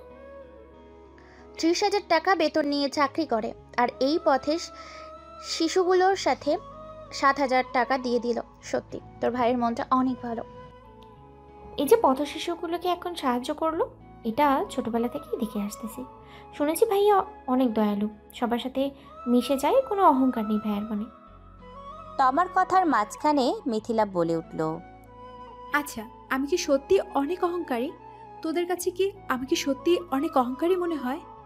মিথিলার এমন কথায় তমা বেশ অনেকটাই অবাক হয়ে ওঠে, কারণ এত বছরও মিথিলার মুখে এইসব কথা শোনেনি। আজকে যে কথাটা শুনল, বৃষ্টি ততটা অবাক হয়নি, কারণ বৃষ্টির সাথে ওদের পরিচয় হয়েছে মাত্র 2 দিন। না, তুই অহংকারী শুধু অচেনা মানুষের ক্ষেত্রে, কিন্তু বন্ধু হিসেবে তুই খুব ভালো একজন পার্সন।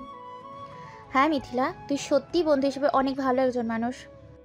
আমি কি কারো লাইফ পার্টনার হওয়ার যোগ্যতা রাখি না?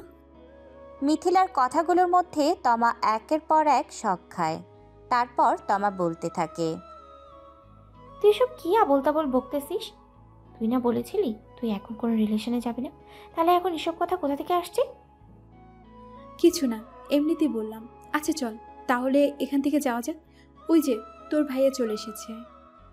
তারপর তাদেরকে নিয়ে ঘুরে ফিরে রেস্টুরেন্টের রাতে খাবার খেয়ে সকলে যার যার বাসায় চলে যায়। মিথিলা এবং বৃষ্টিকে ওদের বাসার সামনে নামিয়ে দিয়ে তারপর আসিফ আর তমা চলে আসে বাসায়। এর মধ্যে কেটে যায় প্রায় 20-25 দিন। সেই 20-25 দিন সময়ের মধ্যে মিথিলা অনেকবার চেষ্টা করেছে আসিফকে ভুলে থাকার, কিন্তু সেটা কোনোভাবেই করতে পারছে না। এই 20-25 দিন সময়ের মধ্যে আসিফকে একবারও দেখেনি, কিন্তু তাকে মন থেকে সরাতে পারছে না। তারপর আবার প্রতিদিন ভার্সিটিতে বৃষ্টির এইসব কথাবার্তা শুনে মাঝে মাঝে ভয় হয়, না জানি বৃষ্টি আসিফকে নিজের করে নেয়। এই কয়েকদিনে মিথিলা বুঝতে পেরেছে সে কতটা ভালোবেসে ফেলেছে আসিফকে। কাউকে এক দেখায় ভালোবাসা যায় সেটা মিথিলা আগে বিশ্বাস করতো না, কিন্তু তার ক্ষেত্রে এখন এইটা হয়েছে। মিথিলা ডিসিশন নেয় সে আজকে তমাদের বাসায় যাবে। তাই সে আর দেরি না করে সোজা চলে যায় তমাদের বাসায়। শুক্রবার হওয়াতে আজকে ভার্সিটি অফ ছিল। মিথিলা তমাদের বাসার সামনে দাঁড়িয়ে কলিং বেল দেওয়ার পর তমার মা এসে দরজা খুলে দেয়। তমার মা মিথিলাকে দেখে অনেকটা খুশি হয়, তারপর বলে, এতদিন পর তাহলে আমাদের কথা মনে পড়লো, তাই না মিথিলা? আমি তো ভেবেছিলাম আমাদেরকে ভুলে গিয়েছো। তোমাকে কত করে বলেছি তোমাকে বাড়িতে নিয়ে আসার জন্য, কিন্তু তমা বললে তুমি নাকি বাড়িতে আসো না। আমি ভেবেছি হয়তো আমাদের বাড়িতে আর আসবে না, আমাদেরকে একেবারে ভুলে গিয়েছো। আরে না আন্টি, তেমন কিছুই না। আসলে বাড়ি থেকে তেমন একটা বের হওয়া পড়ে না, তো সেই জন্যই আসতে পারিনি, এই আর কি। আর তমা আমাকে কখনো বলেনি আপনি আমাকে বলেছেন বাড়িতে আসার জন্য। ও যদি বলতো আপনি আমাকে আসার জন্য বলেছেন, তাহলে আমি চলে আসতাম, কখনো না করতাম না। মিথিলার কথা শুনে তমার মা বলে উঠল, আরে দেখো মিথিলা, আমিও না তোমাকে বাহিরে দাঁড় করিয়ে রেখে কথা বলে যাচ্ছি। বয়স হচ্ছে তো, তাই এখন সব কিছু আস্তে আস্তে ভুলে যাচ্ছি। আসো মা, বাহিরে দাঁড়িয়ে না থেকে ঘরে আসো। তমা ঘরে আছে, গিয়ে দেখো। ঠিক আছে আন্টি, তাহলে আমি তোমার রুমে যাচ্ছি, তোমার কাছে। আপনিও আসুন, আমাদের সাথে একসাথে বসে আড্ডা দিব। না মিথিলা, তোমরা আড্ডা দাও, আমি আসতেছি। পরবর্তীতে কিছু রান্নাবান্না আছে। আসিফ আর তোমার আঙ্কেল নামাজে গিয়েছে, ওরা চলে আসবে।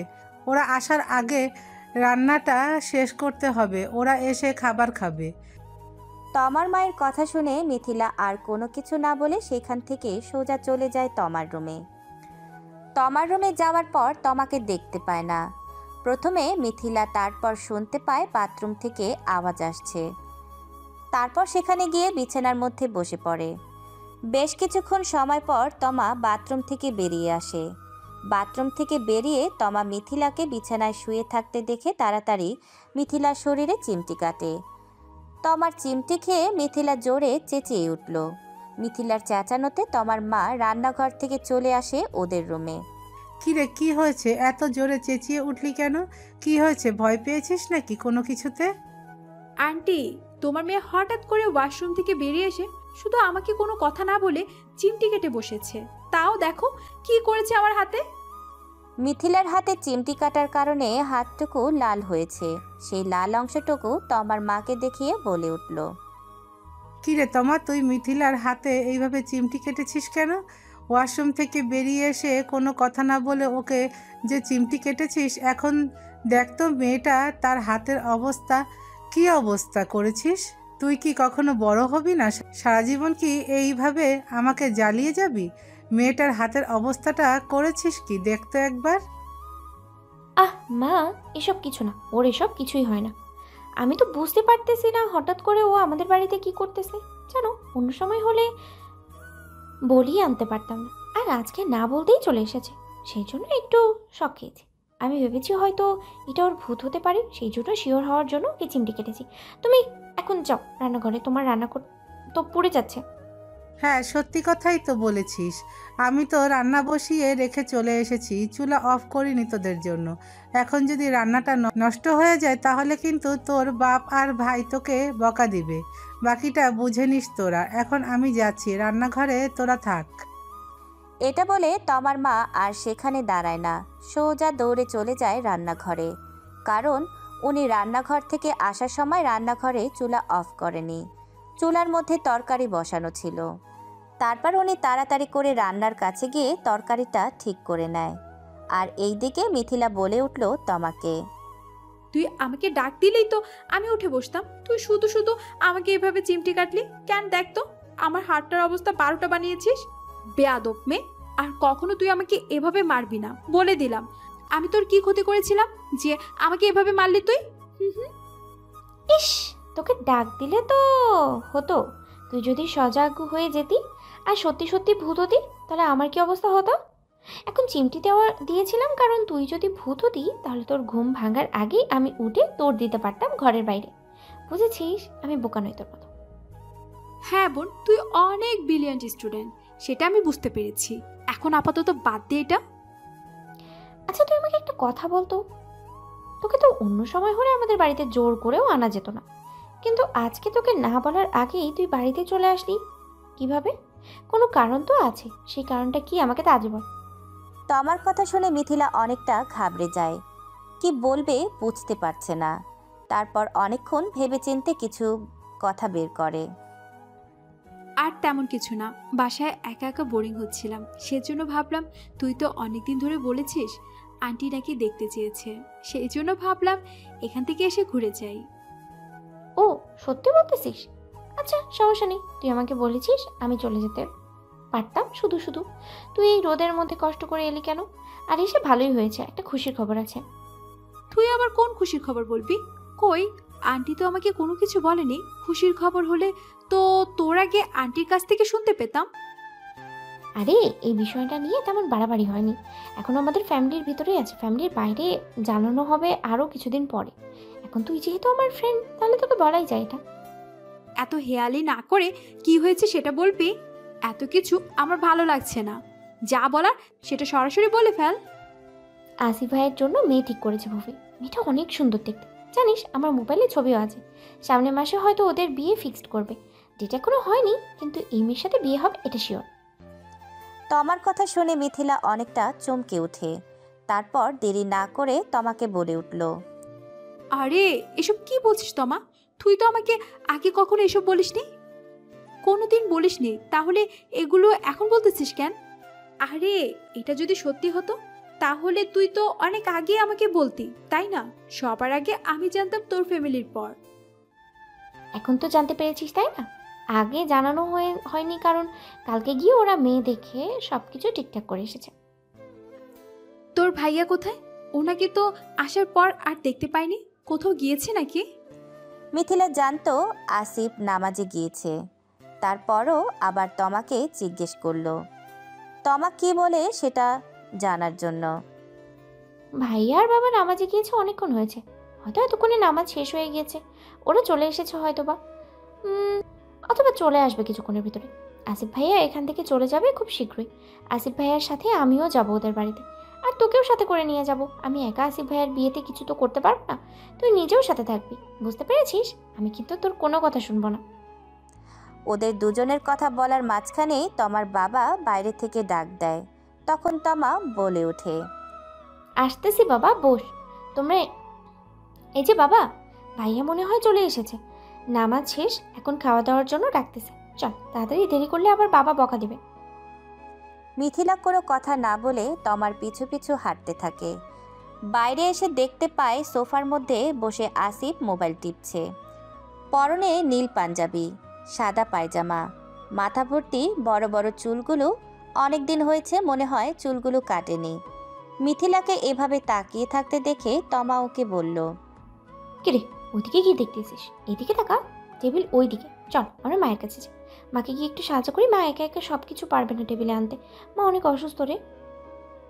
আন্টিকে দেখে তো অসুস্থ মনে হচ্ছে। আর তুই আন্টিকে দিচ্ছিস কেন একা একা এভাবে এতগুলো রান্না করতে? তুই সাহায্য করতে পারিস না? আন্টিকে না দিয়ে তুই রান্না করতে পারিস না? তুই তো রান্না পারিস, তাহলে আন্টিকে সাহায্য করিস না কেন? হ্যাঁ, আমি নিজেও শিখে নিয়েছি এই কিছুদিনের ভিতরে। তোকে দেখে শুধু আমি অবাকই হয়ে যাই, বুঝেছিস? তোকে দেখে মনে হয় তুই প্রেমে পড়েছিস। একটা স্মৃতি পড়ুয়া বাচ্চা ছেলে, সেও বলতে পারবে তোর ভাব দেখে যে তুই প্রেমে পড়েছিস, এবং খুব বাজেভাবেই পড়েছিস। যেখান থেকে ফিরে আসা আর মৃত্যুর দিকে ফিরে আসা একই। এখন তুই যদি চাস তাহলে হয়তো সব কিছু ঠিকঠাক হতেও পারে। পছন্দ থাকলে বলে দে, নয়তো দেরি হয়ে যাবে অনেক, বুঝেছিস? পরে সারা জীবন ভুগতেও হবে এটার কষ্টে। তমার কথা শুনে মিথিলা অনেকটা চুপ করে যায়, আর কোনো কথা বলে না। মনটা খারাপ হয়ে যায় মিথিলার। তারপর তমার দিকে তাকিয়ে মিথিলা বলে উঠল তমাকে, তুই সব কিছুই জেনে গিয়েছিস তাই না? তুই সব কিছু জানার পরও আমার সাথে এরকম একটা গেম খেলতে তোর বিবেকে বাঁধেনি আমার সাথে এরকমটা করতে? আর তুই এত কিছু সব কিছু জানলি কোথা থেকে? সত্যি করে বল আমাকে, কে বলেছে? আমার জানা মতে আমি কাউকে বলিনি, তোকেও বলিনি। তাহলে কে জেনেছে এই কথাগুলো? শোন, তাকে এমনি এমনি নিজের বেস্ট ফ্রেন্ড বলি না, বুঝেছিস? এত বছর ধরে এমনি এমনি তোর সাথে টিকে আছি না। তোর হাব ভাব দেখেই সব কিছু বলতে পারি, বুঝেছিস? আমি সেটা সেই দিনই ঘুরতে যাওয়ার দিনেই খেয়াল করেছি। তুই ভাইয়ার উপরে কিভাবে হুমড়ি খেয়ে পড়েছিলি, আর বৃষ্টিকে কিভাবে ধমকাচ্ছিলি, আর বৃষ্টি ওইসব কথা বলার কারণে তুই বাড়িতে চলে আসতে চেয়েছিলি। মিথিলা কি বলবে বুঝতে পারে না। তারপর মিথিলা বলল, ওনার নাম্বারটা দে তো, এখন ওনার সাথে আমার একটু পার্সোনালভাবে কথা বলতে হবে, নয়তো আমার সব কিছু সমাধান হবে না। তারপর মিথিলার নাম্বারটা নিয়ে ওরা দুজনেই চলে যায় রান্নাঘরে। রান্নাঘরে গিয়ে ওরা দুজন মিলে সাহায্য করতে থাকে, সব খাবার তরকারি এনে টেবিলের উপর রাখে। তারপর ওরা 5 জন একসাথে বসে খাওয়া শুরু করে। খাবার খাওয়ার মাঝখানে তমার বাবা বলে উঠলেন, কেমন আছো মিথিলা? অনেকদিন পর এবার আমাদের বাড়িতে আসলে। এতদিন তোমার আন্টি শুধু তোমার নাম নিয়ে বলেছে তোমাকে যেন বাসায় নিয়ে আসে, তোমাকে দেখবে, তোমাকে দেখতে ইচ্ছে করতেছে, অনেকদিন ধরে দেখে না, এসব বলেছে তোমার আন্টি তোমাকে দেখার জন্য। জি আলহামদুলিল্লাহ ভালো আছি আঙ্কেল, আপনি কেমন আছেন? আমি এখানে আসতাম যদি তমা আমাকে আগে বলতো। তমা আমাকে আগে কখনো বলেনি আন্টি আমাকে দেখতে চেয়েছে। যদি আমি এই কথা জানতাম তাহলে যেদিন আন্টি বলেছে সেই দিনই চলে আসতাম। ও আচ্ছা, তাহলে আর এখানে তো তোমার কোনো দোষ নেই, সব তো সেই মেয়ে। ওকে ওর মা বলেছিল তোমাকে দেখবে, কিন্তু ও গিয়ে তোমাকে বলেনি, তাহলে তো ওর পুরো দোষটা ওর নিজের উপর গিয়ে পড়তেছে। তারপর একে একে আস্তে আস্তে তমার বাবা মা ওদের দুজনের খাওয়া শেষ হয়ে যায়। ওদের দুজনের খাওয়া শেষ হওয়ার পর তমা নিজেও তাড়াতাড়ি করে খাবার শেষ করে ফেলে। ওইখানে শুধু বসে থাকে আসিফ। আসিফ ফোনে অফিসের কিছু ইমেল দেখতেছিল, আর আসিফকে দেখতে ছিল সেইখানে বসে মিথিলা। সবাই কম বেশি ভাত খেয়ে নিয়েছে, কিন্তু মিথিলা যে অল্প কয়েকটা ভাত নিয়েছিল সেখান থেকে 3 ভাগের 1 ভাগ শেষ করতে পারেনি। মিথিলার পুরো মন ছিল আসিফের দিকে। এইভাবে তাকিয়ে রয়েছে মিথিলা, সেটা বুঝতে পেরে আসিফ বলে উঠল, খাবার সামনে নিয়ে এভাবে যদি হা করে বসে থাকো তাহলে মুখ দিয়ে মাছি ঢুকবে, তো মুখটা অফ করে তারপর খাবারকে এখান থেকে ওঠো। এটা বলে আসিফ নিজের প্লেট রেখে সেখান থেকে উঠে পড়ে। আসিফের খাবার শেষ, কিন্তু মিথিলার খাবার এখনও শেষ হয়নি। আসিফ যখন হাত ধুয়ে আসে তখন মিথিলা বলে উঠল, আপনার সাথে আমার কথা আছে, কিছু ইম্পর্টেন্ট কথা যেগুলো একান্ত বলা দরকার। মিথিলার এই কথা শুনে আসিফ বলে উঠল, বিকাল থেকে এখান থেকে যেও না, আমি তোমাকে নিয়ে যাব, বাসায় পৌঁছে দিয়ে আসবো, ওই সময় যা ইচ্ছা বলো, এখন না। এটা বলে আসিফ সেখান থেকে সোজা তার রুমে চলে যায়, আর তমা সব কিছু দূরে দাঁড়িয়ে দাঁড়িয়ে দেখছিল। তারপর মিথিলাকে নিয়ে রুমে গিয়ে তমা অনেক মজা নেয় মিথিলাকে নিয়ে। তারপর বিকেলবেলা তমার বাবা আসিফকে বলল, তারপর মিথিলাকে রুমে নিয়ে গিয়ে তমা অনেক মজা করে মিথিলাকে নিয়ে। তারপর বিকেলবেলা তমার বাবা আসিফকে বলল, আসিফ, মিথিলাকে বাড়িতে নিয়ে পৌঁছে দিয়ে আয়। ও একা একা এসেছে, শুনেছি রিকশায় করে নাকি এসেছে। ওর বাবার গাড়ি থাকতে এসে নাকি রিকশায় চড়ে রাস্তাটুকু এসেছে। এখন ওকে সাবধানে বাড়িতে পৌঁছে দিয়ে আসবি। মিথিলা মামুনি আবার কিন্তু আসবে, বুঝেছো? মাঝে মধ্যে এখানে এসে ঘুরে যাবে। আপনি কি সত্যি সত্যি বিয়ে করে নিচ্ছেন? মিথিলার কথা শুনে আসিফ মিথিলার দিকে তাকিয়ে জিজ্ঞেস করলো, লুক অ্যাট মি, কে বলেছে তোমাকে এইসব কথা? মিথিলা আজকের মতো ভয় লজ্জা কষ্ট কোনোদিন হয়তো পায়নি। তারপরও নিজেকে সামলে আসিফের দিকে একটু তাকিয়ে তারপর আস্তে আস্তে বলল, তমা বলেছে আপনি নাকি সামনের মাসে বিয়ে করতেছেন, সেজন্য জিজ্ঞাসা করেছি আপনি কি সত্যি বিয়ে করতেছেন? আমি বিয়ে করলে তোমার কি, চিন্তা করো না, তোমাকে দাওয়াত দেওয়া হবে। তুমি যেহেতু তোমার বান্ধবী, সেহেতু তোমার সাথে তোমাকেও যেতে হবে আমাদের বাসায়। আসিফের কথা শুনে মিথিলা এবার আসিফের দিকে তাকায়। আসিফের কথাটা শুনে মিথিলার দুই চোখ দিয়ে ঝর্ণার মতো জল পড়তে থাকে। এই মিথিলাকে তো আমি চিনি না। এই মিথিলা, এটাকে আমি তো চিনতাম অহংকারী মিথিলাকে। তুমি কাঁদতেও পারো সেটা আগে কখনো জানতাম না। আজকেও যদি না দেখতাম। তুমি কাঁদছো কেন? বললাম তো তোমাকে দাওয়াত দেওয়া হবে। বিয়েটা না করলে কি হয় না? বিয়েটা কি করতেই হবে আপনাকে একেবারে? এখনো তো কোনো কিছু ঠিক হয়নি, শুধু মেয়ে দেখে এসেছে। না করে দেন, বিয়েটা করবেন না? আমি তো বিয়ে করতে চাই, তাহলে না করবো কেন? আর তুমি আমাকে এইসব বলতেছো কেন? আমি শুধু শুধু না বলবো কেন? আমি না করলে আমার কি লাভ? বলবেন যে মেয়েটা সুন্দর না, সেই জন্য আপনি বিয়ে করবেন না। আর আপনি আমার কাছে যা চাইবেন তাই দিব যদি বিয়েটা ভেঙে দেন। মেয়েটা অনেক সুন্দর, আমি দেখেছি ছবি। আর আমার বিয়ে ভাঙলে তুমি আমাকে কি দেবে আমি তো বুঝতে পারতেছি না। এত গড়িয়ে পেঁচিয়ে না বলে সোজাসুজি বলো। মেয়েটা কি আমার থেকেও সুন্দর? আসিফ এবার রেগে মিথিলাকে ড্রাইভিং সিটের পাশের সিট থেকে টেনে এনে নিজের কোলে বসায়। এত তাড়াতাড়ি কাজটা হওয়াতে মিথিলা হতভম্ব হয়ে যায়। মিথিলাকে আসিফের কোলে বসিয়ে ফার্স্টে লিপ কিস করে। মিথিলা অনেক ছাড়ানোর চেষ্টা করে, কিন্তু আসিফের শক্তির কাছে বেড়ে ওঠে না। কিছুক্ষণ সময় পর আসিফ ছেড়ে দেয় মিথিলাকে। তখন মিথিলা হাঁপাতে থাকে। এমনি এমনি বিজনেসম্যান হয়ে উঠিনি, বুঝেছ? এতটুকু আসতে চোখ কান সব দিক দিয়ে খুলে রাখতে হয়েছে।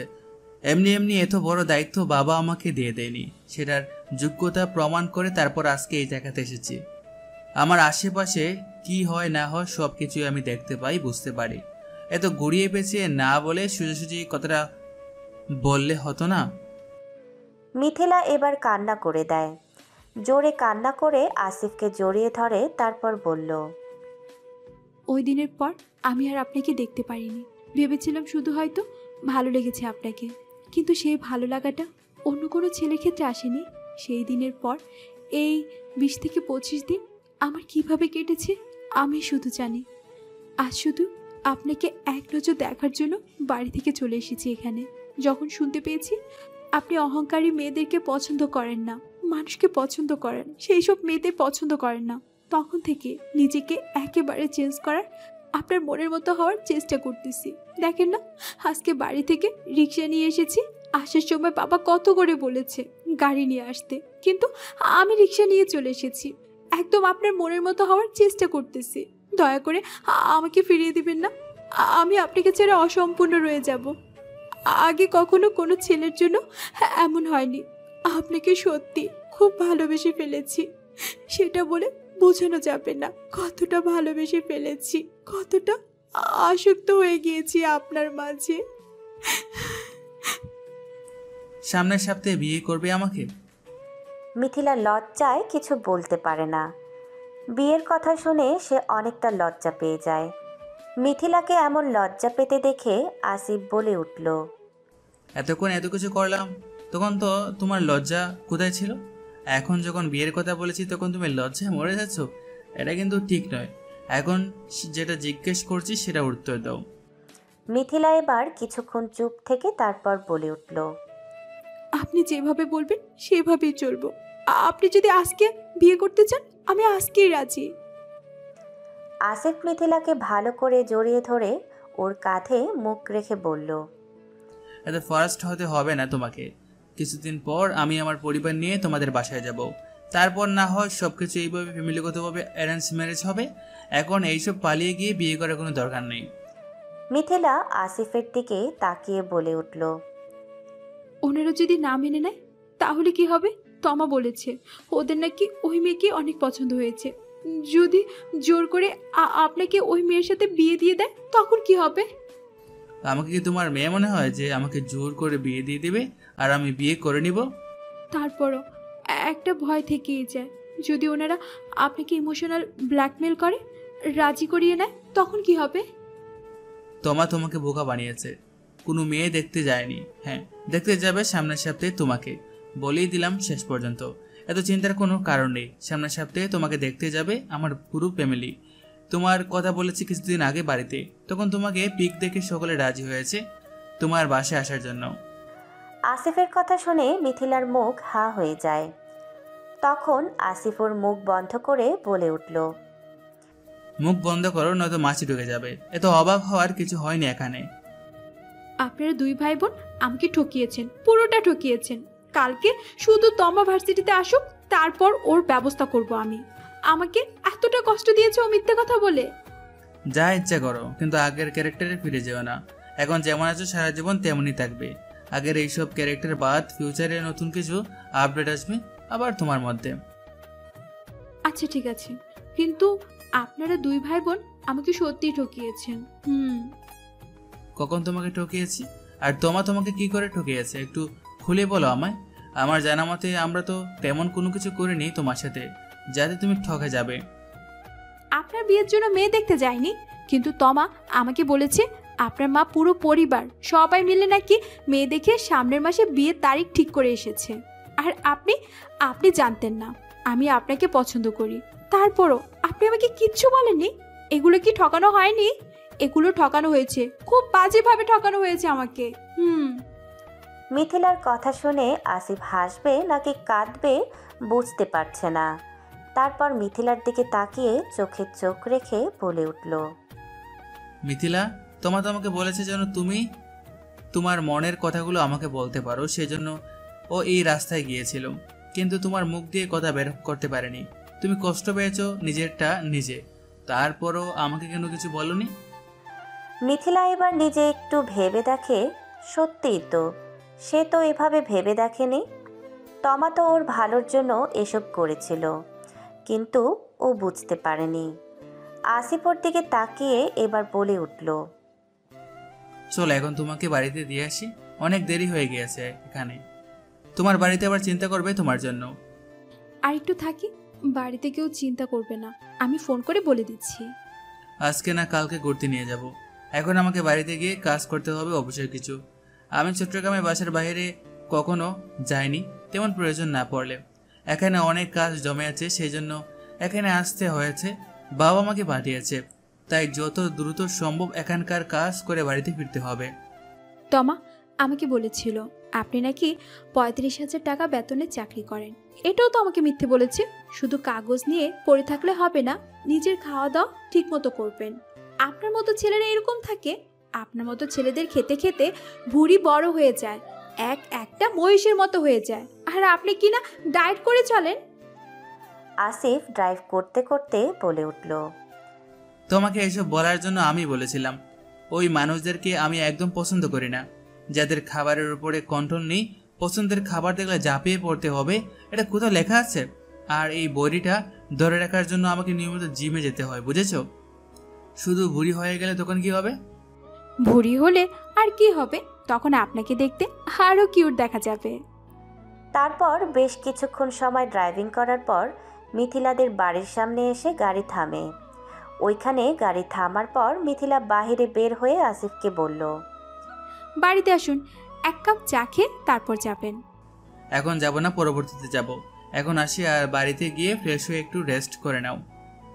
এক কাপ চায়ের কথা বলেছি, সেটা নয় আপাতত খেয়ে যান, বেশিক্ষণ লেট হবে না। ওই সময় যে মিষ্টিটা খেয়েছিলাম সে মিষ্টি যদি আবার খাওয়াতে পারো তাহলে যাব, নয়তো না। আমি এবার চা খাওয়ার একদম লোভী না, কিন্তু তোমার এই মিষ্টি দুটো খেতে অনেক লোভী। মিথিলা লজ্জায় আর কোনো কিছু না বলে সোজা ভিতরে চলে যায়।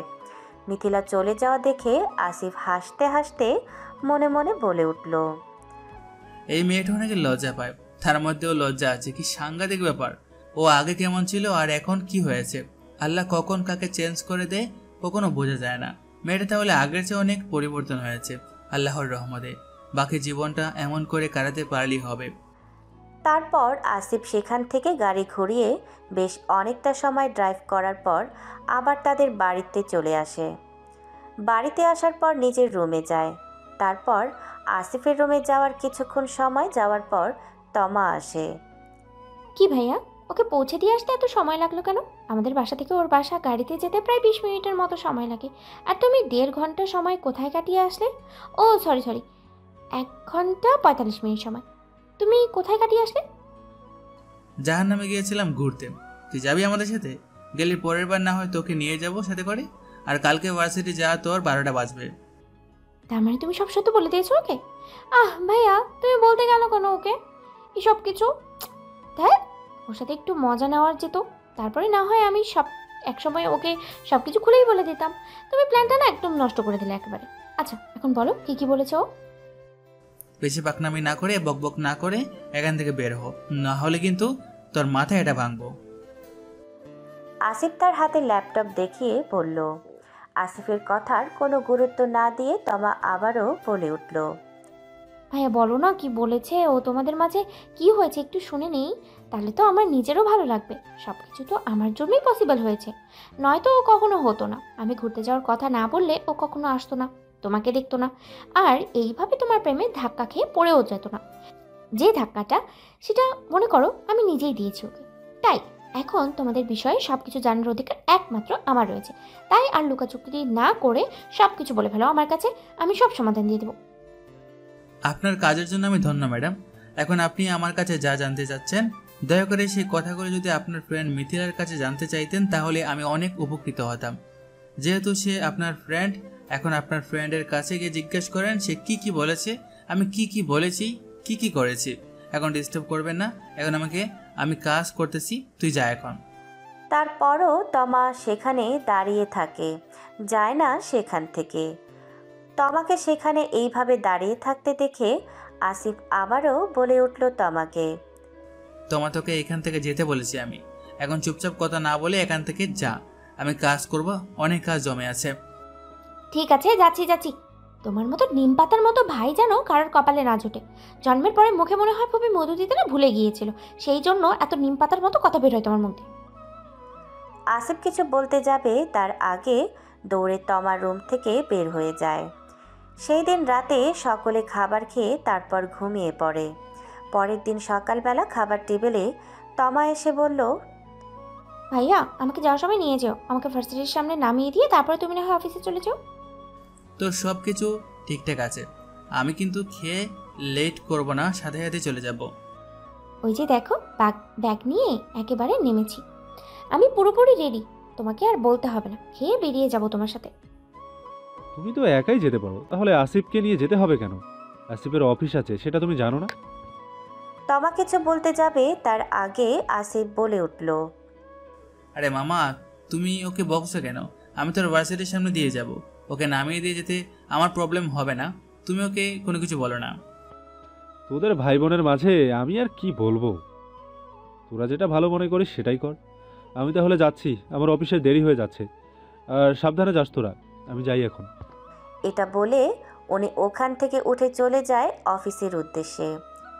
ওনার পিছেই ওদের খাওয়া শেষ হয়ে যায়। তারপর তমা আর আসিফ ওরাও বেরিয়ে যায়। বেশ কিছুক্ষণ সময় ড্রাইভ করার পর তমাদের ভার্সিটির সামনে চলে আসে। তমার দূর থেকে গাড়িতে বসে দেখতে পায় মিথিলা দাঁড়িয়ে আছে গেটের সামনে। গেটের কাছে গিয়ে গাড়ি দাঁড় করিয়ে আসিফ গাড়ি থেকে নেমে মিথিলার কাছে যায়, গিয়ে জিজ্ঞেস করে, এখানে দাঁড়িয়ে আছো কেন? ভার্সিটির ভিতরে নয় গিয়ে? মিথিলা একটা রিক্সাওয়ালাকে দেখিয়ে বলল, ওনার রিক্সা নিয়ে আমি এসেছি, এখন আমার কাছে 200 টাকার নোট, ওনার ভাড়া 40 টাকা, সেজন্য খুচরা পাচ্ছি না। আসিফ কোনো কিছু না বলে রিক্সাওয়ালা মামাকে 50 টাকা দিয়ে দেয়। তারপর রিক্সাওয়ালা মামা কোনো কথা না বলে সেখান থেকে চলে যায়। এটা একটা কাজের মতো কাজ করেছো। যদি উনি বৃদ্ধ হতো তাহলে ওনাকে 40 টাকার জায়গায় না হয় 100 টাকা দিতে সর্বোচ্চ, কিন্তু উনি বৃদ্ধ ছিল না, সেজন্য ওনাকে 40 টাকার জায়গায় 50 টাকা দিয়েছে। কাউকে হিসাবের চেয়ে একটা টাকাও বেশি দিবে না, মনে থাকে যেন। এখন যাও, ভার্সিটির ভিতরে যাও, ওই যে ওইখানে তোমার দাঁড়িয়ে আছে। বিকেলে কি আসবেন? তোমার ভার্সিটির ছুটি হবে কটায়? 3টার সময় ছুটি হবে। আচ্ছা ঠিক আছে, তুমি আর তোমা মিলে বাড়িতে চলে যাও। আমি এই 4:30টার দিকে আসবো। রেডি হয়ে আমাকে কল দিও যদি আমার মনে না থাকে। আর কে কে যাবে ঠিক করে নিও। আমি এখন যাচ্ছি, আমার অফিসে লেট হয়ে যাচ্ছে। সাবধানে ভিতরে যাও। আর কেউ যদি কোনো কিছু বলে সরাসরি আমার কাছে বলবে, তুমি কোনো অ্যাকশন নিতে যাবে না। আচ্ছা ঠিক আছে, আমি আর কোনো কিচ্ছু বলবো না। তাহলে যাচ্ছি, আর সাবধানে গাড়ি চালাবেন। দুপুরে টাইম মতো খেয়ে নেবেন। এটা বলে মিথিলা সেইখান থেকে তমার কাছে যায়। তারপর সেখান থেকে দুই বান্ধবী মিলে হাঁটতে হাঁটতে ভার্সিটির ভিতরে চলে যায়। মাঝে মধ্যে মিথিলা পেছন ফিরে দেখছিল। যতক্ষণ পর্যন্ত মিথিলা এবং তমাকে দেখা গিয়েছে ততক্ষণ পর্যন্ত আসিফ ভাইয়ের দাঁড়িয়ে থেকে দেখে গিয়েছে। ওরা ক্লাসে ঢুকে যাওয়ার পর আসিফ সেখান থেকে গাড়ি নিয়ে সোজা চলে যায় অফিসে। কালকে কি করেছে ভাইয়া সব কিছু কিন্তু আমি জানি। তমার কথা শুনে মিথিলা অনেকটা লজ্জা পায়। এটা দেখে তমা শিওর হয়ে যায় যে কালকে ওদের মধ্যে কিছু একটা হয়েছে। কালকে কি হয়েছে সেটা জানার জন্য তমা আরেকটু খোঁচা দিয়ে বলল, তুই বলেছিলি বিয়ের আগে কোনো কিছু করবি না, কোনো রিলেশনে জড়াবি না, আর এখন কালকে এমন একটা কাজ করে ফেলি, বিয়ে পর্যন্ত ওয়েট করতে পারলি না, আর এতে এত বড় কথা বলছিস। তমার কথা শুনে এবার মিথিলা তমার দিকে তাকায়। তারপর তমাকে বলে, শোনো, উনি এমন একটা কাজ করবে আমি বুঝতে পারিনি, আর আমি কিছু করিনি। সব কিছু তোর ভাইয়া করেছে, বুঝেছিস? আমি অনেক ছোটাছুটি করার চেষ্টা করেছি, কিন্তু তোর ভাইয়ার শক্তির কাছে আমি বরাবর ব্যর্থ হয়েছি। আমি পারিনি তোর ভাইয়াকে আটকে রাখতে। মানতেছি শেষে ওনার বুকে একটু মাথা রেখে জড়িয়ে ধরেছিলাম, তাতে আমার দোষ হয়ে গিয়েছে, তাই না? ততক্ষণে ওদের দুজনের মাঝখানে বৃষ্টি চলে আসে। যখনই তমা কিছু বলতে যাবে তখনই মিথিলা ওর মুখ চেপে ধরে। কিরে, ওর মুখ এমন চেপে ধরেছিস কেন? তমা বলেছে ও নাকি প্রায় 1 মিনিট শ্বাস বন্ধ করে থাকতে পারবে, সেজন্য আমি ওর মুখ ধরে রেখেছি এভাবে। তুই বল, পুরো 1 মিনিট শ্বাস বন্ধ করে থাকতে পারবে ও? মনে হয় না থাকতে পারবে। দেখ 30 সেকেন্ড থাকতে পারে কিনা, তারপর ওকে বল কথা বলতে। আচ্ছা দেরি হয়ে যাচ্ছে, এখন চল ক্লাসে যাই। তোরাও না ছোটদের মতো বাচ্চাদের খেলা খেলতেছিস এখানে দাঁড়িয়ে। ভার্সিটিতে উঠেছিস, পড়াশোনা করছিস, কয়দিন পর বাচ্চার মা হবি। তোরা এখনো বাচ্চাদের খেলা খেলিস। এখন তাড়াতাড়ি চল ক্লাসে যাই, নয়তো স্যার আবার বাস দিবে। হ্যাঁ চ তাড়াতাড়ি যাই, না হলে হয়তো আবার স্যার আবার বকা দিবে। ওই দিক দিয়ে কি বলেছিল শুনিসনি? আজকে অপমান করলি তো সমস্যা নেই, আমার ছেলে মেয়েরা তোদের থেকে বদলা নিবে। তোর ছেলে মেয়ে আসলো আবার কোত্থেকে? বৃষ্টির কথা বলার মাঝখানে ওই দিন মিথিলা যেই সিনিয়র ছেলেটাকে অপমান করেছিল প্রপোজ করার জন্য, সেই ছেলেটার সাথে আরও 4-5টা ছেলে এসে হাজির হয়।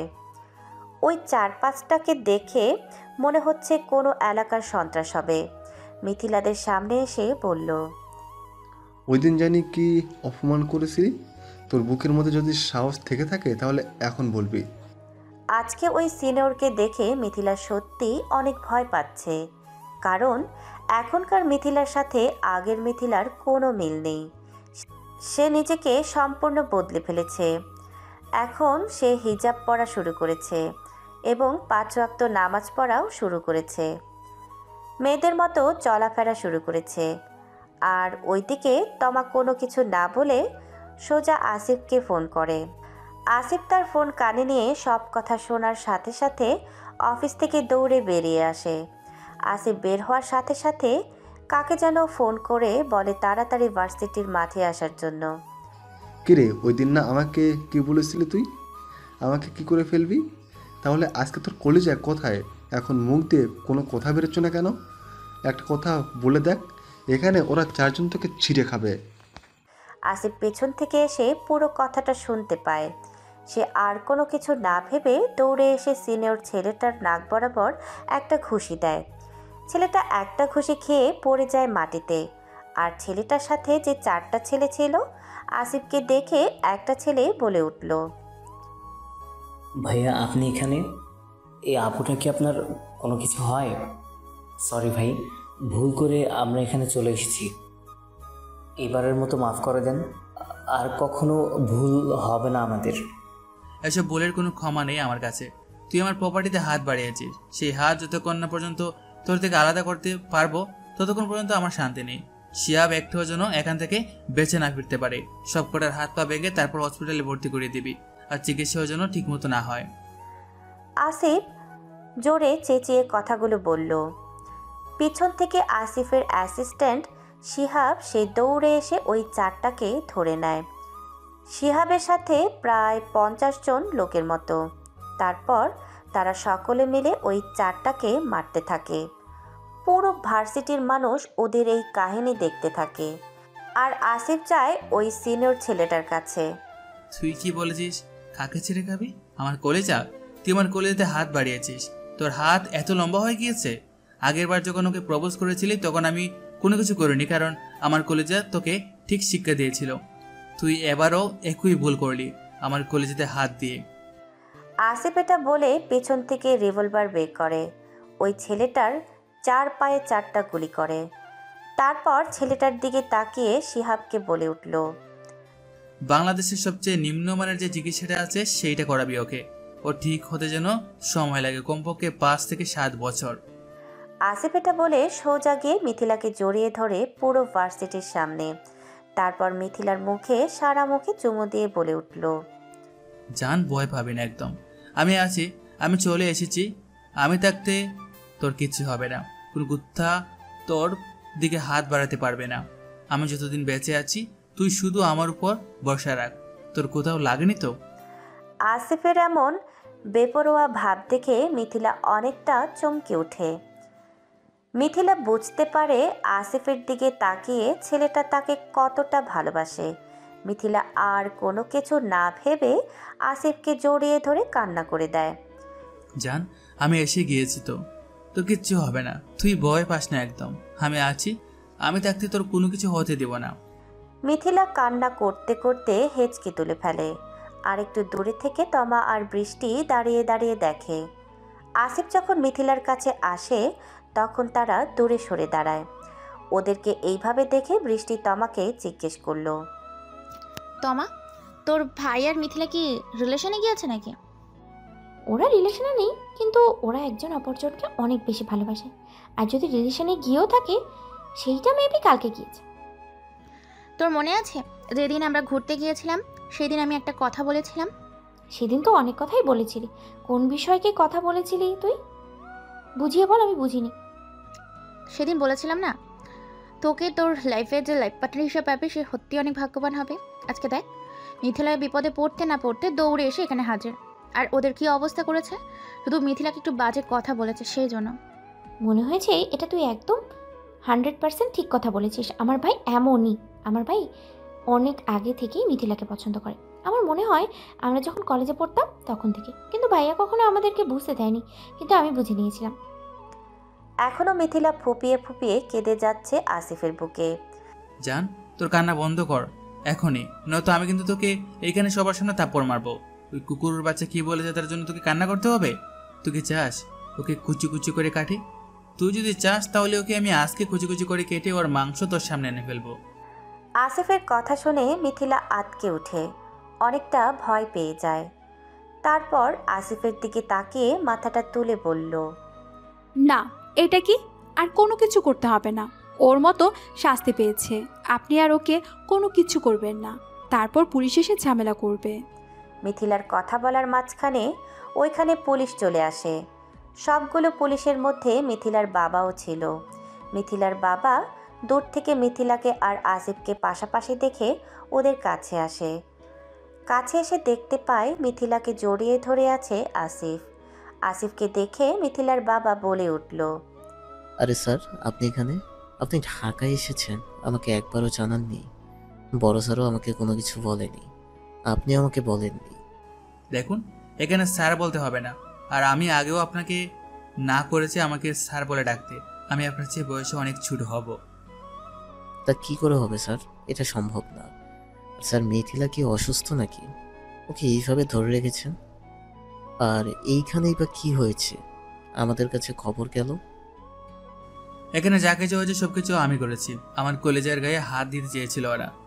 আপনি তো জানেন আমি আমার সব কিছু নিয়ে পজিটিভ। আর সেখানে যদি ও আমার কলেজেতে হাত দিতে আসে তাহলে আমার কি করা উচিত সেটা আপনি ভেবে দেখুন। আর হ্যাঁ, অন্যদিকে যাওয়ার দরকার নেই। আমার কলেজেটা আপনার মেয়ে। সামনের সপ্তাহে বাবা মা ওরা আসবে আপনাদের বাড়িতে আপনার সাথে কথা বলার জন্য। আসিফের কথা শুনে মিথিলার বাবা মিথিলার কাছে গিয়ে বলে উঠল, মা, তোর কোথাও লেগেছে? এরা তোর সাথে বাজে ব্যবহার করেছে? কিছু করেছে এরা তোকে? বল আমাকে। তুই অনেক কান্না করেছিস। তোকে এরা মেরেছে? কিছু বলেছে? না বাবা, ওরা কিচ্ছু করতে পারেনি। তার আগে উনি চলে এসেছিলেন। উনি যদি ওই সময় না আসতেন, জানি না আজকে আমার সাথে কি হতো এখানে। বাবা, আমি তো আগে অহংকারী ছিলাম, তাই না? উনি আমার লাইফে আসার পর থেকে আমি তো চেঞ্জ হয়ে গিয়েছি। তাহলে মানুষ আমার সাথে এমন করে কেন? আমি তো সবার কাছে ক্ষমা চেয়েছিলাম, তাই না? শেষের কথাগুলো মিথিলা কাঁদতে কাঁদতে বলে। আসিফ মিথিলার কাছে এসে মিথিলাকে ঘুরিয়ে ওর দিকে ফিরিয়ে চোখের পানিগুলো মুছে বলে উঠল, জান, আর মাত্র কিছুদিন, তারপর থেকে আর কখনো কেউ তোর দিকে আঙ্গুল তুলে কথা বলতে পারবে না। যে তোর দিকে আঙ্গুল তুলবে তার কলেজা ছিঁড়ে আমি কুকুরকে খাওয়াবো। আঙ্কেল, আমি তাহলে এখন ওকে নিয়ে যাচ্ছি বাসায়। ওকে ওই দিক দিয়ে বাসায় দিয়ে আসবো। আর আপনি বরং ওদেরকে একটু খাতে যত্ন করে দিন। এদেরকে একটু হাসপাতালে ভর্তি করানোর ব্যবস্থা করে দিন। আর যা যা আসবে সব কিছু আমার নামে করে দিবেন। এখন বাবাকে এসব কিছু জানানোর দরকার নেই। মিথিলার বাবা মিথিলার কাছে গিয়ে বলল, মামুনি, আমি তো এখন ডিউটিতে আছি, নয়তো আমি তোকে বাড়ি নিয়ে যেতাম। এখন যেহেতু আসিফ এখানে আছে, তাহলে তুই আসিফের সাথে না হয় চলে যা। আমি বাড়িতে আসতেছি ডিউটিটা শেষ করে, তারপর তোর সাথে কথা হবে। আর ভয় পাবি না একদম, বাবা তোর সাথে আছে, বুঝেছিস? মিথিলার মাথা নাড়িয়ে সেখান থেকে উঠে চলে আসে। ক্যাম্পাস থেকে বেরিয়ে গেটের সামনে আসার পর আসিফের গাড়িতে বসার সামনের ড্রাইভিং সিটের পাশে বসায় মিথিলাকে। তারপর পেছনে উঠে বসে বৃষ্টি আর তমা।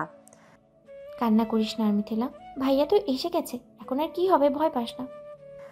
গাড়িতে বসে যেন মিথিলার কান্না আরও বেড়ে যায়। সিনিয়র ছেলেটার কথায় কিছুটা ভয় পেয়েছে, আর ওইখানে মারামারি দেখে আরও ভয় পেয়েছে মেয়েটা। আসিফ ড্রাইভিং সিটের মধ্যে বসে যখন দেখল মিথিলা কান্না করছে, তখন মিথিলাকে ওই সিট থেকে তুলে এনে নিজের কোলে বসায়। পিছনে তমা আর বৃষ্টি হাঁ করে তাকিয়ে থাকে আসিফের দিকে। একটু নাড়াচাড়া করবে না? ওইখানে এতক্ষণ যে কাহিনী ঘটিয়ে এসেছি এখনই কিন্তু মাথা থেকে যায়নি পুরোটা। আমাকে একটু শান্তিতে থাকতে দাও, জড়িয়ে ধরো আমাকে একটু। মিথিলা আসিফকে তখনও জড়িয়ে ধরে না, ওইখান থেকে ছোটার চেষ্টা করে। তারপর আসিফকে আবার বলে উঠল, জান, আমাকে রাগাস না। আমি রাগলে কিন্তু এখন তো কিছু করতে পারবো না, কিন্তু নিজের ক্ষতিটা নিজে ঠিকই করতে পারবো। তাই বলতেছি, চুপচাপ আমাকে কথা না বলে জড়িয়ে ধরো, একটু আমার শান্তি দরকার। মিথিলা আর কোনো কিছু না বলে আসিফের কথা মতো আসিফকে জড়িয়ে ধরে। আসিফকে জড়িয়ে ধরে আসিফের কাঁধে মাথা রাখে। গুড গার্ল, এভাবে আমার কথা শুনে যাবে সব সময়। যখন যা বলবো তখন সেটা করে ফেলবে। আমার দ্বিতীয়বার কোনো কথা বলা পছন্দ না। মিথিলা কোনো কিছু না বলে গাড়ি চলাকালীন সময় ঘুমিয়ে পড়ে আসিফের কোলে বসে আসিফের বুকে মাথা রেখে। এই কাহিনী দেখে বৃষ্টি আর তমা পিছনে বসে হাসতে থাকে। বৃষ্টির বাসার সামনে বৃষ্টিকে নামিয়ে দিয়ে তারপর আবার তমার বাসার সামনে তমাকে নামিয়ে দিয়ে আসিফ বলে উঠল, আজকে ভার্সিটিতে কি হয়েছে এইগুলো মামা মামিকে বলার দরকার নেই, বুঝেছিস? কেউ যেন কোনো কিছু জানতে না পারে। তুমি যেহেতু বলছো না জানানোর কথা, তাহলে আমার মুখ থেকে কখনো এই বিষয় নিয়ে বাড়িতে কথা হবে না। এখন কি তুমি মিথিলাকে নিয়ে ওদের বাসায় যাবে? গুড, মনে থাকে যেন। ভুল করো বাসায় এই বিষয় নিয়ে কথা বলবি না। হ্যাঁ, ওকে নিয়ে বাড়িতে দিয়ে আসবো। আমার বেডরুমে তো এখন আর নিতে পারবো না। এটা বলে তমা সেও নিজে চলে যায় বাসায়। বাসায় গিয়ে ওর রুমে গিয়ে রেস্ট নেয়। আর ওইদিকে আসিফ মিথিলাদের বাসার সামনে গাড়ি রেখে আস্তে আস্তে মিথিলাকে কোলে নিয়ে সোজা মিথিলাদের বাসার ভিতরে যায়। বাড়ির দরজা খোলা ছিল বলে বেশি একটা কষ্ট করতে হয়নি। এই ছেলে, তুমি কে? আর তোমার কোলে মিথিলা কেন? মিথিলার কি হয়েছে? ও শুয়ে আছে কেন? আম্মা, আপনার মেয়ে ঘুমাচ্ছে, সেই জন্য আমার কোলে শুয়ে আছে। এত জোরে কথা বলে চেঁচামেচি করলে সে উঠে যাবে ঘুম থেকে। এখন ওর বেডরুমটা কোন দিকে সেটা আমাকে দেখিয়ে দিন, ওকে আমি দিয়ে আসি। ততক্ষণে মিথিলার মার চেঁচামেচি শুনে মিথিলা ঘুম থেকে উঠে যায়। তারপর নিজেকে আসিফের কোলে এবং তাদের বাড়িতে আবিষ্কার করায় তাড়াতাড়ি আসিফের কোল থেকে নামতে চায়। আসিফ আস্তে আস্তে নামিয়ে বলল, সারা রাস্তা আমার কোলে ঘুমিয়ে এখন এখানে এসে লাফালাফি করে কোল থেকে নামতেছ না? মিথিলা কোনো কিছু বলতে যাবে তার আগে আসিফ আবার বলে উঠল, আম্মা, আপনার মেয়েকে খাবার খেয়ে একটু ঘুম পাড়িয়ে দিন, শরীরটা অনেক দুর্বল। আর আমি আপনাকে কেন আম্মা ডাকলাম সেটা জানতে পেরে যাবেন আপনার মেয়ের কাছে, আর সেটা খুব তাড়াতাড়ি বাস্তবে রূপান্তরিত করব ইনশাল্লাহ কালকেই। আমি এখন যাচ্ছি, এখন খাবার খেয়ে তারপর একটু ঘুমাবে, বুঝেছ? আসিফ কথাটা মিথিলার অনেকটা কাছাকাছি গিয়ে গাল দুটোর মধ্যে ধরে তারপর বলে উঠল। এটা বলে আর সেখানে দাঁড়ায় না আসিফ, সোজা চলে যায় মিথিলাদের বাসা থেকে বের হয়ে। আসিফ চলে যাওয়ার পর মিথিলার মা মিথিলার কাছে এসে জিজ্ঞেস করলো, মিথিলা, ছেলেটা কে? আর তুই বা ছেলের কোলে ঘুমিয়েছিস কেন? তারপর মিথিলা একে একে সব কিছু খুলে বলে। সেইগুলো শুনে মিথিলার মা আর কোনো কিছুই বলেনি। সেই দিনের মতো দিনটা কেটে যায়। পরের দিন সকালে পরিবার নিয়ে আসিফ এসে হাজির হয় সকাল 9টায় মিথিলাদের বাসায়। মিথিলার বাবা আসিফের বাবাকে দেখে, আসসালামু আলাইকুম স্যার, কেমন আছেন স্যার? আমরা এখানে কোনো ডিল করতেছি না, এখানে কোনো ব্যবসা করতেছি না, বা কোনো রাজনৈতিক বা অফিসিয়াল কাজ নয়। এখানে আমরা আত্মীয়তার জন্য এসেছি। সো এখানে স্যার বলে ডাকবেন না ভাই। ভাইজান, আপনারা বাইরে যা কিছুই করেন না কেন, এখন আমরা বাড়িতে এসেছি আপনার মেয়েটাকে আমার মেয়ে হিসেবে নেওয়ার জন্য। এখানে আপাতত আপনাদের ডিউটি আর বিজনেস শুরু করবেন না। মিথিলার বাবা হাসতে হাসতে বলল, কি করবো আপা বলুন, অনেক দিনের অভ্যাস তো সেজন্য। আমি ভাইজানকে আরও অনেক আগে থেকেই চিনি। যখন আমার পোস্টিং চট্টগ্রামে ছিল তখন থেকে ওনার সাথে ভালো একটা সম্পর্ক ছিল আমার। সেই সম্পর্কটা আরো মজবুত করার জন্য চলে আসলাম। এখন সব পুরাটা তোমার উপর নির্ভর করতেছে, কি করবে। দুলা ভাই, আশা করি মিথিলার বাবা ফিরিয়ে দেবে না। উনি হয়তো আসিফকে কিছুটা হলেও চিনেন। আসিফ কোন ধরনের ছেলে? আমি আর কি বলবো ভাইজান, আপনারা যেটা ভালো মনে করেন সেটাই করেন।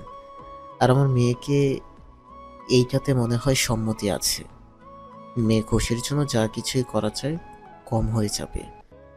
তাহলে তো আর কোনো ঝামেলাই রইল না, সব কিছু তাহলে এমনিতেই ঠিক হয়ে গিয়েছে। আলহামদুলিল্লাহ, সব নর্মালি ঠিক হয়ে গিয়েছে। তাহলে আগামী সপ্তাহে ওদের বিয়ের ব্যবস্থা করতেছি, তুমি কি বলো? এত তাড়াতাড়ি ভাইজান? একটা মাত্র মেয়ে আমার, সব আত্মীয় স্বজনদের জানাতে হবে তো। এত তাড়াতাড়ি কি করে আয়োজন করবে এত বড় বলুন? এটা তুমি কি বললে? আমি তোমার বাড়িতে মেহমান নিয়ে এসে খাবো, এটা একটা কথা বললে তুমি? ওদের বিয়েটা আমি পুরোটা আমার বাড়িতে শেষ করব। তোমার যত আত্মীয় স্বজন আছে সবাইকে নিয়ে চলে আসবে। আমি কোনো না শুনতে চাই না এটার মধ্যে। তা কি করে হয় ভাইজান, একটা মাত্র মেয়ে আমার। ভাই, অফিসে বাবা যেটা বলেছে সেটা মেনে নেন, এখানে আর না করবেন না প্লিজ। তারপর তারা পুরো পরিবার মিলে কথা বলে দিন তারিখ ঠিক করে। সামনের সপ্তাহের শুক্রবারে ওদের বিয়ে হবে। আর আসিফ চলে যায় মিথিলার রুমে। ওইখানে গিয়ে দেখে তমা আর বৃষ্টি মিথিলার সাথে বসে গল্প করছে, মিথিলাকে নিয়ে মজা নিচ্ছে। তার মানে যেদিন আমরা ঘুরতে গিয়েছিলাম সেদিন যখন তোমার ভাইকে আমার ক্রাশ বলে পরিচয় দিয়েছিলাম, তারপর তো এটার জন্য এমন করেছিলি। তোমার ভাই কি? দুলা ভাই বলে ডাকবি? দুলা ভাই ছাড়া ডাকবি না একদম। ওরে বাপরে, বিয়ের আগে এই অবস্থা, না জানি বিয়ের পরে কি অবস্থা হয়। ওদের কথা বলার মাঝখানে আসিফ এসে বলল, তোরা এখন বাইরে যা, অনেক কথা বলেছিস। ওরা দুই বান্ধবী আর কোনো কথা না বলে সোজা বাহিরে চলে যায়। আসিফের দরজা আটকে মিথিলার কাছে আসে। দরজা আটকাচ্ছেন কেন? কি করতে যাচ্ছেন আপনি? ডোন্ট ওয়ারি, এখন তো আর বাসর করব না, ভয় পেও না। এটা না হয় বিয়ের পরের জন্য তুলে রাখবো। আচ্ছা, আপনার মুখে কি কোনো কিছু আটকায় না? এত লাগাম ছাড়া কেন আপনি? আসিফ কোনো কিছু না বলে মিথিলাকে এসে জড়িয়ে ধরে। তারপর মিথিলাকে বলে, অবশেষে আমার ভালোবাসাটা পূর্ণতা পেতে যাচ্ছে। এখন যেমন আছো তেমনই থাকবে সারা জীবন। ভালোবাসি তোমাকে ওই গোলাপের মতো। গোলাপের কাটার জন্য যেমন সবাই ছুতে পারে না, ঠিক তেমনি আমিও ছাড়া তোমাকে কেউ ছুতে পারবে না, ভালোবাসতে পারবে না। আমিও ভালোবাসি, খুব বেশি ভালোবাসি। আপনাকে ছাড়া অন্য কাউকে কল্পনা করাও আমার জন্য অভিশাপ। আসিফ আর কোনো কিছু না বলে সোজা মিথিলার দুইটা নরম ঠোঁটের মধ্যে তার ঠোঁট দুটো ডুবিয়ে দেয়।